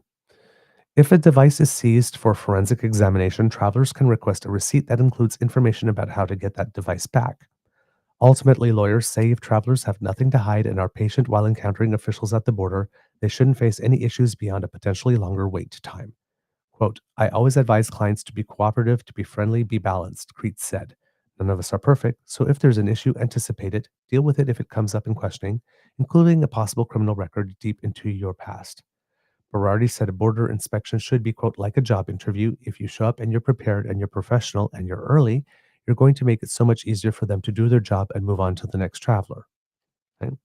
So if I am reading this along with the other thing with regard to the passcodes, it would seem that that if there's a biometric, right, they can use that right away. But if there's a passcode, you have to say it, and they can't force you to say it. Now, if you do not say it, as this article says here, right, there can be consequences, right? You can be denied entry, which is the good one, or you can be detained while they're trying to find a way to get you out, which is what happened to the people that we were talking about previously. So again, all of these tips that you're getting, right? And the person who made this comment here was in the chat was good to mention that because it's good to present that information in other contexts. It's all these tips. Use a burner phone. Upload your stuff that might be more sensitive to the cloud. Remove your pictures of any cannabis consumption or any receipts or stuff like that. All these types of things. They're all advice, right? But it doesn't always work.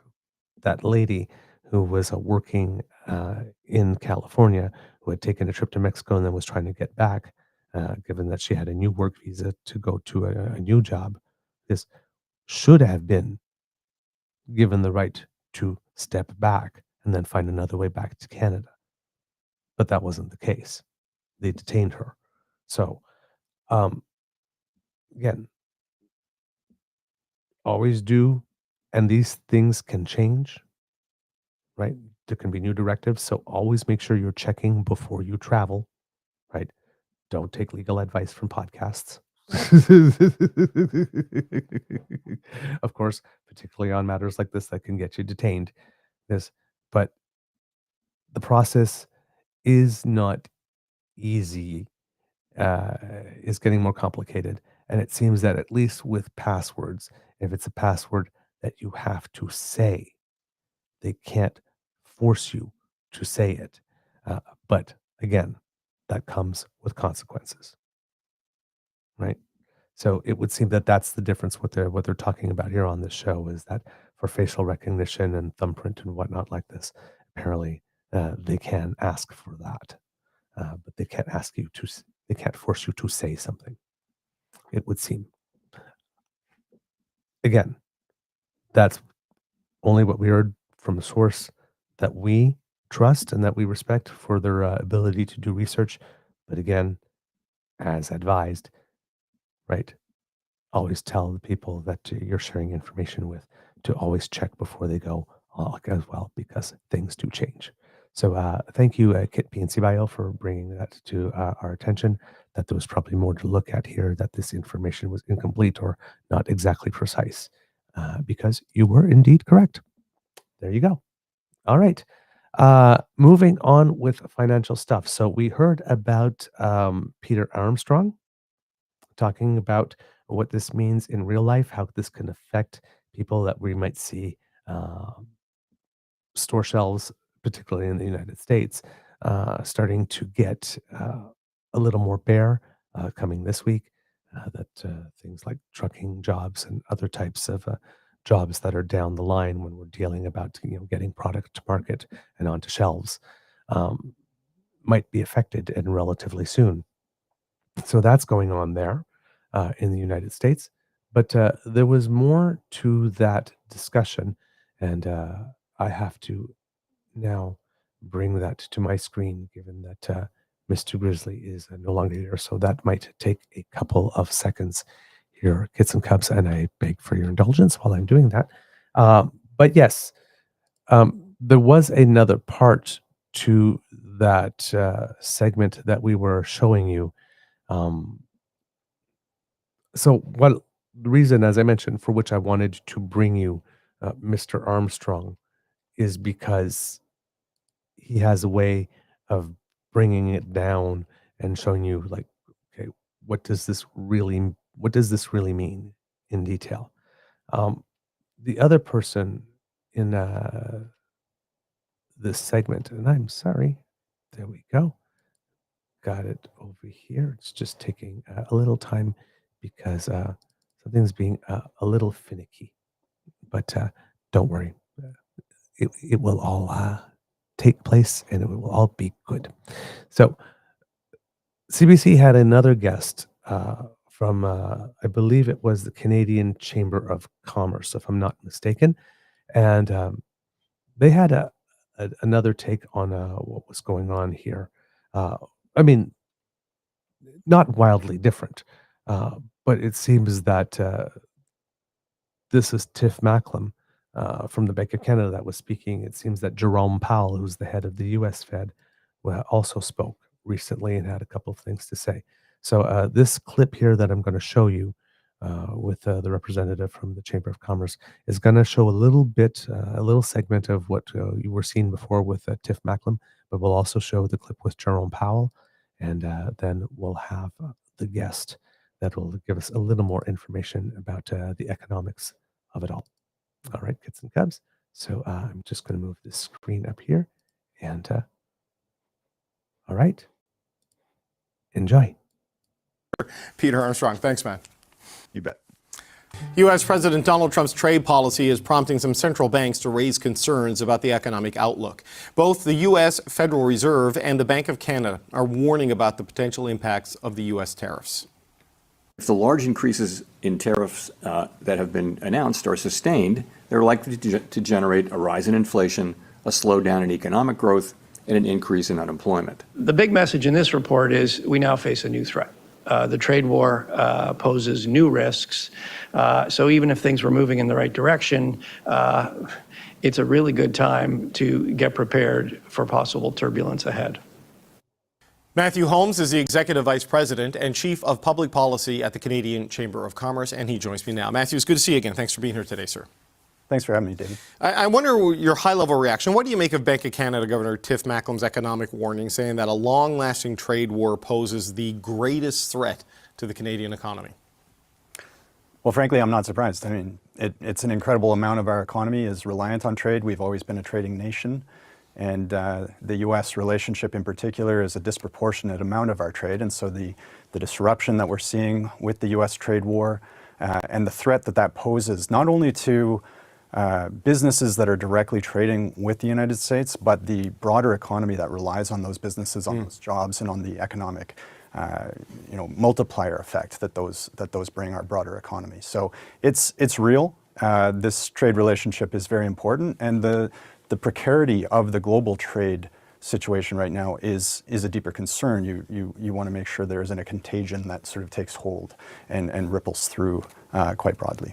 The unfortunate thing, according to the forecast, is the economy was looking pretty healthy, until all this happened, moving in the right direction. Insolvency rates and debt ratios had been improving in Canada, but now we have some of these gloomy. It's not a forecast, but it's modeling done by the International Monetary Fund that, the worst case scenarios are like GDP to fall 5%, unemployment to peak over 9%, housing prices to drop 26%, and equities to fall 36% from peak to trough. I mean, what needs to happen to avoid sort of those pretty dark numbers right there?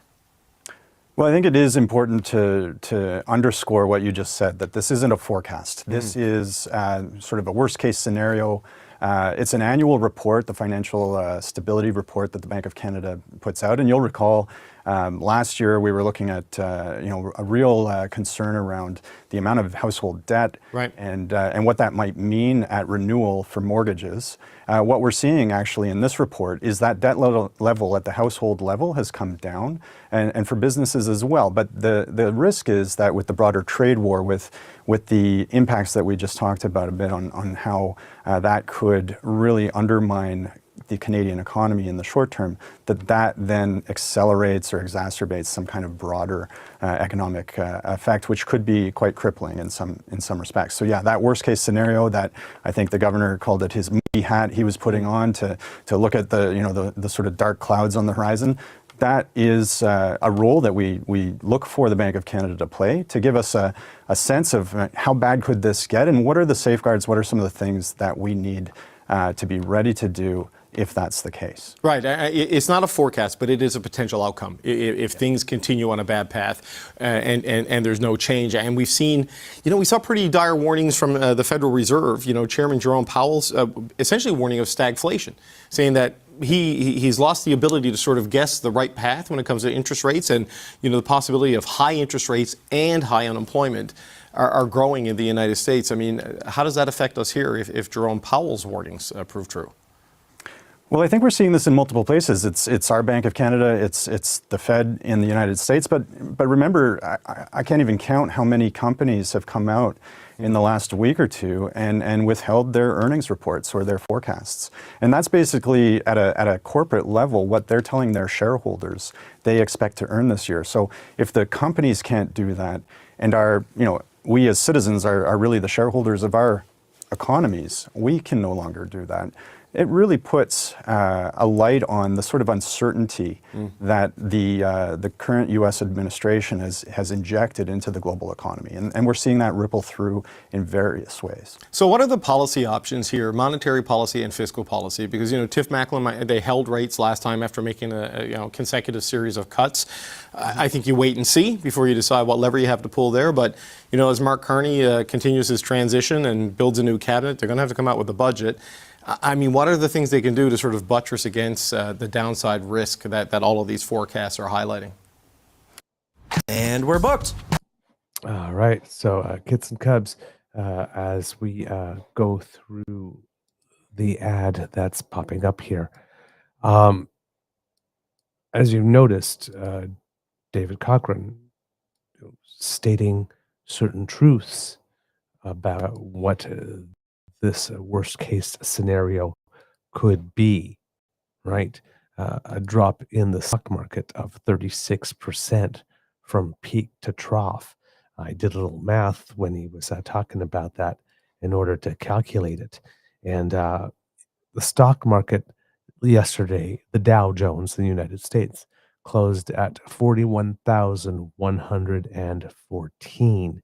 And if I was doing a 36% from that one, which is not from the peak, because I think the peak was a little higher or a little before, but from that one, that would be a 14,800 point drop about in the Dow, which would bring it back to where it was sometime in 2019. So it would be about 5 or 6 years of gains just wiped out. And that's worst case scenario. That's not a situation that's as bad as what we had with COVID, but that's big, right? We're talking about global GDP. GDP in the United States decreasing by 5%, and or over here, sorry, by 5%, and the unemployment rate peaking to over 9%. Right, housing prices dropping 26%. So yeah, that's this would be a shock, and it would make it much harder for us to do the other work that we are looking to do in terms of wanting to reorient our economy in a certain way. All right, so let's continue on with the interview conversation with the gentleman from the Chamber of Commerce. Of things, and the Canadian Chamber's Business Data Lab did a forecast early on the possible effect of tariffs, and what we saw at that time was that this looks a lot like the 2008-2009 financial crisis. So we're not talking about pandemic level interventions by the state, and we're not looking at that kind of economic crisis at this point. We're more expecting to see, a possible recession in the third quarter seems to be what a lot of people are saying. Remember, the third quarter starts in July, so that's not too far away. Yeah. And so what we might see is, it'll start with people starting to sort of just chill a bit in terms of their spending, both companies and individuals. And as that takes hold, we could see that deeper effect where there could be job losses, and we start to see insolvency both at the household and business level. And that's what this report is articulating is how far does that go? And how bad does it get before we start to see it corrected? Now, in the pandemic, we saw governments really intervene with a high level of spending. And what we've been saying at the Canadian Chamber for a while now is we don't want to see that kind of level of spending again if we can possibly avoid it, because what we saw then was that incredible inflationary impact take hold afterwards and the sort of volatility in the marketplace. What we really want to see, though, is an economy that captivates, that pulls in capital, that is a place to invest. And so I know that sounds like a bit of a counter trend right now, but if we look at the US and the uncertainty that's being injected into the global economy, and we say, look, Canada is a relatively stable place. We have an incredible resource-based economy, and we have one of the most diversified marketplaces in the world in terms of who we can trade with. This is a place to come and start a business, to grow a business, to invest in a business. And we have a relative stability in a world that's suddenly very uncertain and unstable. So there is that potential there if we can attract private capital and we can really unfetter business. And that's where government policy comes into place, is allowing the business and the private sector to start the spending that we need to see to create the healthy economy that our communities need. Right, and that's certainly a through line, I think, of what Prime Minister Carney is pitching. And a lot of the premiers, quite frankly, Wab Kinew is making the same point, that we can unleash private investment by offering incentives and sort of keeping things stable. But just as a final point, Matthew, I mean, we saw the Oval Office meeting this week. You know, Pete Hoekstra, the new ambassador to Canada, is out saying the 51st state is behind us. So that's a good start. And today, I mean, President Trump is calling it a trade deal. It looks more like a term sheet, you know, as the start of something with the United Kingdom. The rhetoric is going down and tariffs are going down, at least with the United Kingdom.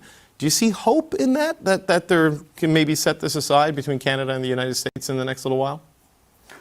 I have a lot of optimism coming out of this week. I thought that was the right reset that we needed. And on a number of levels, it's a very relational moment. We need a prime minister and a president who can speak to each other, who can respect each other, that can go into a room and close the door behind them and have a discreet conversation. And that's what I saw. More important than the Oval Office meeting was that they had a fairly lengthy meeting with the right people around the room, both ambassadors, senior members of the cabinet on both sides, in a room, door closed, starting to talk turkey. And that's what we need to see. And that's the beginning. It's not there's no quick solutions here. I mean, even the UK deal that was just announced still affirms tariffs and quotas. So it's not really a free trade deal. It's an agreement on we're going to tax you this much and we're going to only let this much of your product in.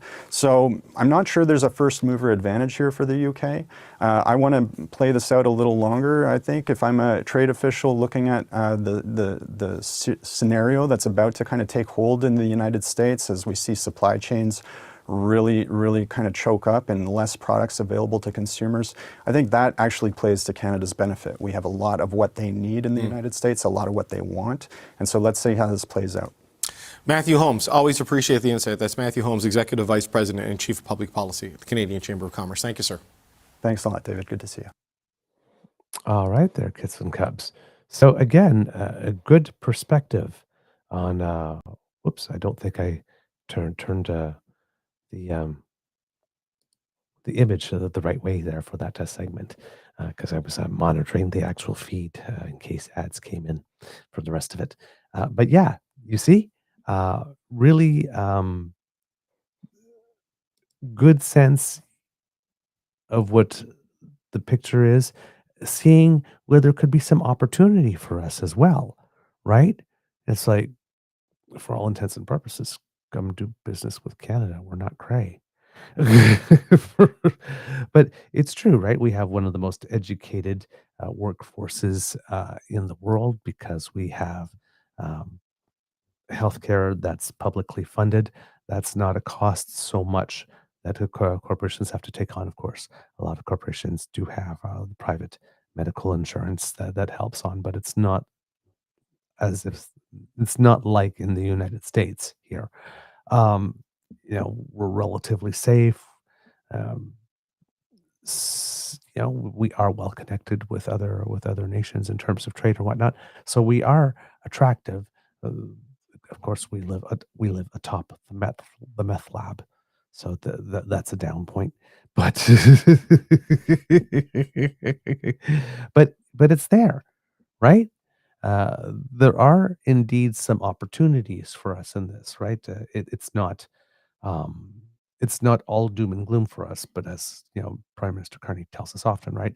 It could be rough. There could be some speed bumps and all that type of stuff, but still, there are some opportunities as well in this darkness. So, we've been talking about the potentials for recession coming in Canada and the United States, reminding you that the United States did have a negative first quarter. There's been some job numbers that have come out recently. But if you're asking people, it seems that about 32% of Canadians are expecting that there would be fewer jobs over the next 6 months, which is almost as bad as the recession around April 2009 when that was asked. Again, it sort of goes to the saying, right? While politics Politics may not care about your feelings, the economy does, right? So consumer confidence and all that kind of stuff. So if people are expecting fewer jobs, that affects how people are spending. Expectations about future income prospects have turned clearly negative for the first time in 5 years, suggesting that consumers are worried about their own personal situations more at this time. And on something that's called the expectations index, on which any number below 80 signifies trouble ahead, it was already below 80 at the last update. And the most recent update says that it fell another 12.5 points to 54.4, which is the lowest since 2011. And if it continues to follow with the trend it has been on over the past few months, next month it will receive a level not seen since the Great Depression. So if the economy cares about your feelings and people have expectations that are that low, again, that's going to affect spending big time. And remember, in the United States, as mentioned in those clips, they're worried about stagflation. Stagflation is almost worse than rampant inflation if one had to choose. So we definitely do not want to get into that situation at all. Some of the things that we have going for us is that, of course, President Trump is hoping to either get these 90 deals signed in 90 days. And as we just heard in that report, that deal with the UK wasn't so much a deal as concepts of a deal. But he wants to announce 90 of them in 90 days. As mentioned there was probably no big first mover advantage for us. So we can afford as Canada to sit back and see how many of these deals he signs and see how they play out before making our next move. On the US side, there are some realities that the president is facing some pressures. As we had mentioned, there were some polls that were showing that he is at the lowest approval rating of any president after 100 days.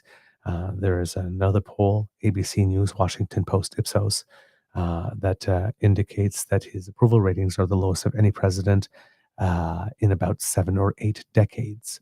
39% of Americans approve of how he's handling the presidency, but no president going back to 1945 has had numbers that low or near at the 100-day mark. The previous low was held by the guy who reached it in 2017 when that number was at 41%, and that guy was Donald Trump.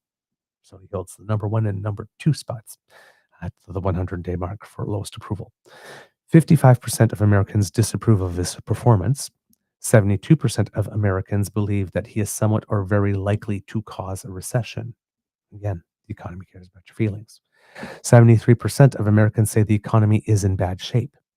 53% say it's gotten worse since Trump took office. So while Trump's trying to do this, that's all Joe Biden's economy. He's not getting that pass from the American people. 41% say that their own finances have gotten worse under Trump. 62% say the price of things they need or want has gone up. 71% blame Trump's tariff policies for the price increases. Yikes. Yikes.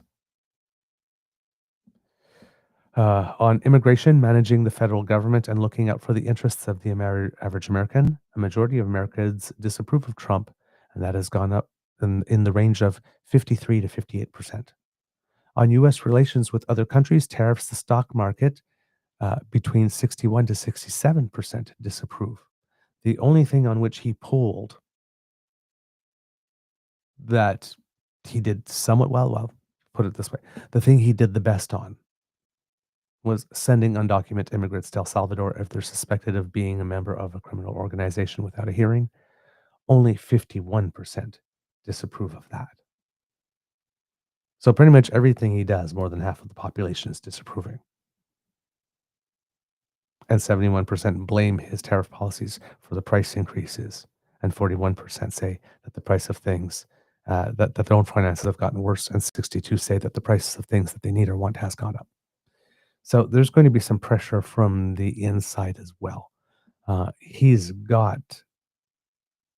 doesn't have a lot of runway.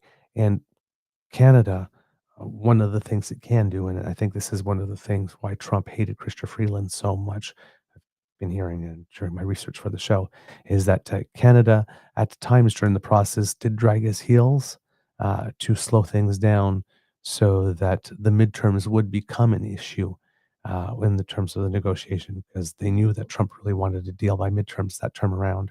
And by dragging it out that way, when it came time to need to finalize the deal so he would have something to go on, we were able to extract a few extra concessions, and that made him mad. So it seems that that's the reason for which he doesn't really like Chrystia Freeland all that much. Word on the tweet. So this is something that we can do again here, right? So and we do have. I've said it before, but again, I've heard it confirmed. Oh God, trying to remember her name from the Monk School of Journalism. She's always on Mansbridge's The Bridge. Oh, I can't remember her name. I can think of her now. She's Janice Stein. Janice Stein. That's what I'm thinking of. She was talking about this type of stuff as well, and mentioning that the taking of time in this case, right, can be a smart strategy for us, because we do have some of the best negotiators in the world when it comes to trade, like really the best, top notch. So we're going into the room with trade negotiators that are among the best in the world, that have already proven their mettle in the last time around with Donald Trump, and this time with a world-renowned central banker as the prime minister, determining, yeah, that stays or that doesn't ultimately at the end. So we are very, very, very well equipped to go into these negotiations, if negotiations there are to be. Right? We've assembled pretty much the equivalent of a dream team here. And we are in no rush, as Prime Minister Carney also mentioned, right? We will take the time it takes, but no more, which means he does not feel the constriction of the midterm deadline as much as Donald Trump needs it. Donald Trump needs this deal by midterms way more than we do. We can wait, right? So in that sense, we also have a bit of an advantage on our side, especially if we know how to game the talks and slow them down to bring that date into a situation where it does start creating some pressure on the other side. And as we mentioned, of course, at Trump's approval ratings, he will need a win. And he doesn't. He seems to have more tolerance for pain this time around than the last time around. But I don't think he ultimately has tolerance for pain. Whereas, well, as Canadians, we've decided that we're willing to take on a hell of a lot of pain to make this point. So again, advantage us, right? At some point, it doesn't become who can throw the hardest punch, but who's able to take the biggest beating and still remain standing. And we're pretty determined this time around, no matter what they throw at us. So we'll see. And they know that. And they know that. And also, in terms of the consumer, right? We didn't ask for this, but we're prepared to take on the fight. But the American voter really didn't ask for this at all. And they might not be willing to dig their heels in for national glory and pride and patriotism as much as we are, because they were told that the price of eggs would go down. This is not what they signed up for. So again, we will see what we get, kits and cups. All right. Let's see. You know what? I think we're doing pretty well. So kits and cups, let's say that we have a show for today. How about that? All right. Thank you so much, Kits and Cups. There's a couple of other things that happened this week that I could like throw in at the end, but we've had a couple of 3-hour ones and we've just crossed 2. So I think that I've talked your ears off enough this week. Kids and Cubs, that's the end of this episode of the Daily Beaver Morning Show. We hope that you love listening to us because we love making this for you. Remember, sharing is caring and word of mouth is priceless. So please tell your peeps and poops all about us because we really appreciate it when you do.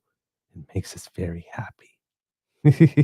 When we see all those tweets and other things going by on social media where you're sharing our stuff, we see you out there doing it, and it makes us happy. So thank you so much for that.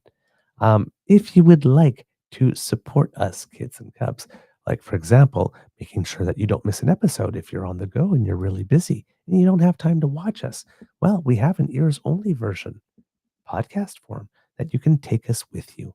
We're so tiny and cute and portable, and you just put us in your handbag or your pack sack, and then we can just go right into your ears, and you can listen to what we have to say and spend some time together. So if you scan that QR code right there, that will bring you to our pod page, podpage.com/the-true-north-eager-beaver with a hyphen between each one of those words. Again, thank you to the Ray Girl. But if you go there and click subscribe, boom, when we have something fresh off the bandwidth, it comes directly to you. No fuss, no muss. Thank you so much. Now, if you would like to support us in other ways, kids and cubs, well, you need to, I'm going to leave that one up there. You need to grab your surfboard and get yourself on down to the True North Eager Beaver Media Incorporated YouTube page right there, where Kits Cassie and Kits Elaine are definitely welcoming you and inviting you to smash with our buttons. If you're listening live right now, if you smash right now, you won't have to remember to do it before you go. Come and smash with our buttons. They're always up for a good time. Like, share, subscribe, give them a little click, a little lick, a little flick. And that helps us with the algorithm. Thank you so very much for all of your support. We really appreciate it. If you would like to help us in other ways, well, there are, we've got other stuff that you can do. We incur some financial costs to bring this show to you 5 days a week and pubcasts and other special events.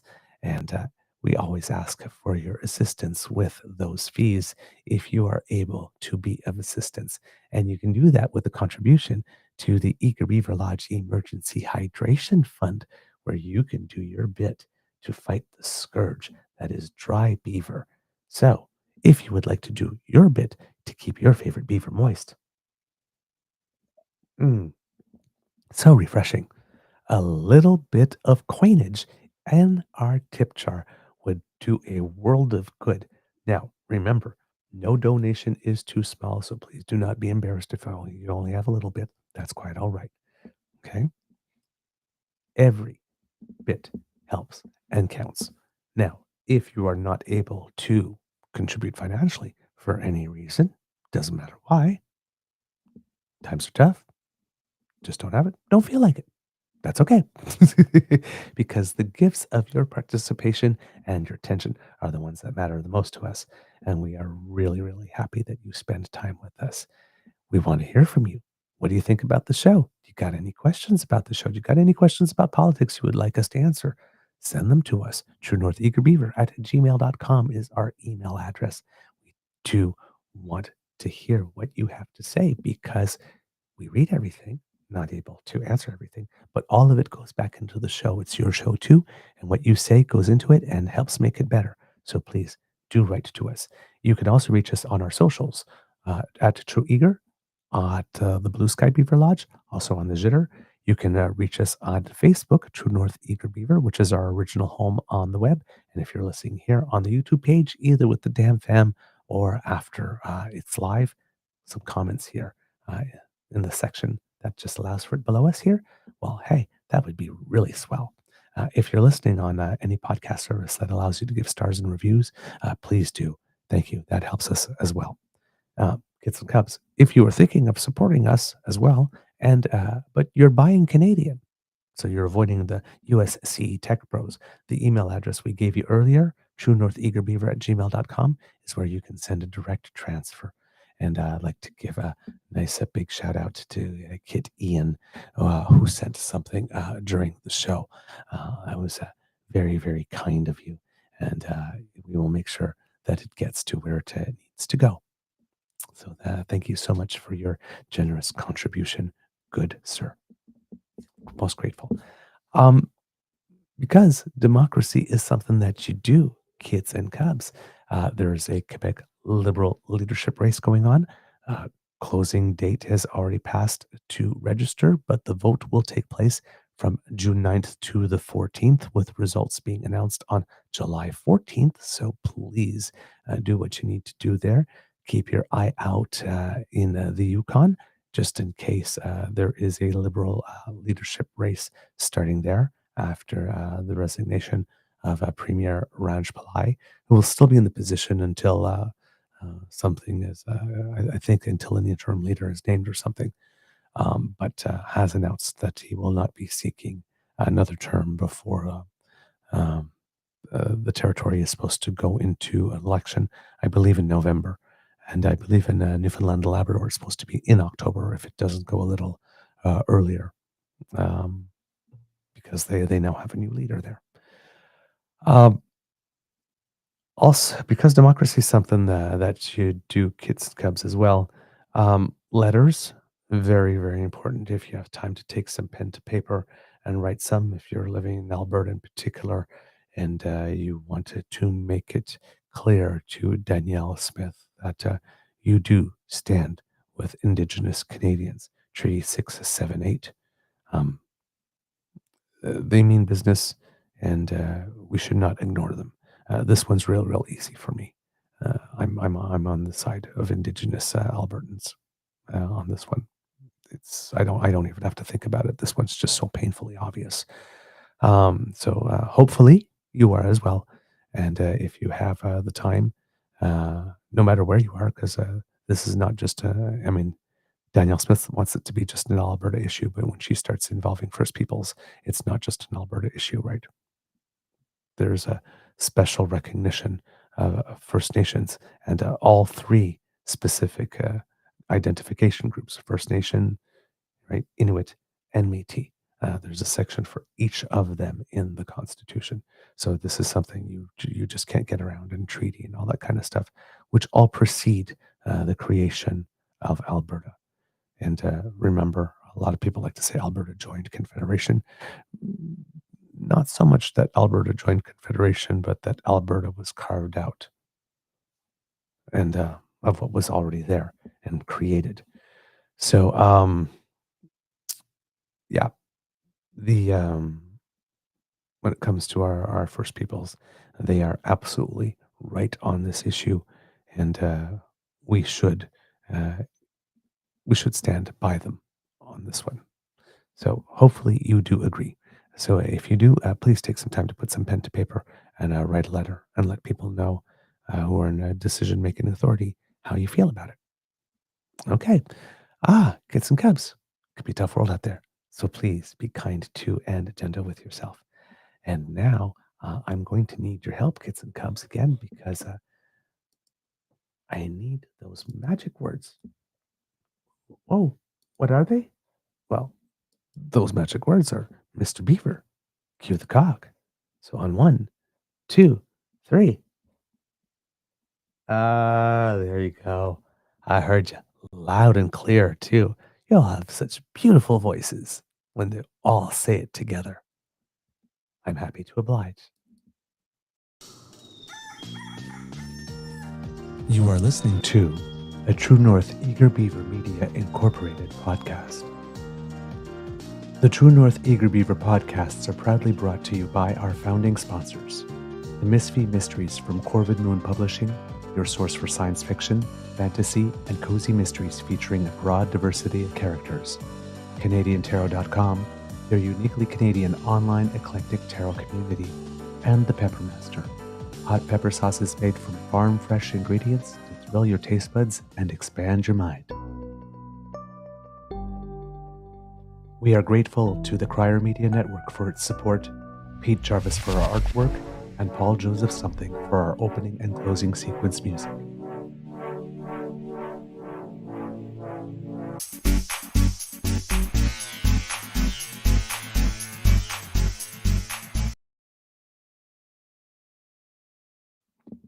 All right, kids and cubs. A little bit of stuff for you today before we go in sorry, pardon me, in for our Easter egg. A little bit of Canadians who make us proud. This one's an interesting one because we don't talk about it a lot, but from the sport of badminton, we have a young man who is called, hold on, get this for you, Brian Yang, who is participating in the Taipei Open in Taiwan, and he is ranked 31st in the world, and he managed to advance in this tournament all the way to the quarterfinals, wearing Canadians' colors. So, congratulations to him for representing us very well. Badminton's a hard sport to break through. We're one of the top 16 nations in the world in the sport, but it's the nations that are very, very, very good are exceptional. So when we have some players that manage to break through in that particular sport, it's nice to give them some recognition because it's not like it gets a lot of time on TV and all that kind of stuff. And they work just as hard. So congratulations to you on a very, very good result there. What else do I have for you, kids and cubs? You know what? I think that that literally is about it. I'm actually looking at my notes and I've gone through absolutely everything on the show today that I had for you. So that's kind of a nice feeling because normally I have some stuff left over. Just wanted to note here before we go also, I saw Lori Sue's comment about living in foster care. Don't know if you know, but myself, also former foster beaver. So I was reading some of the things you wrote and um, um, getting the feels.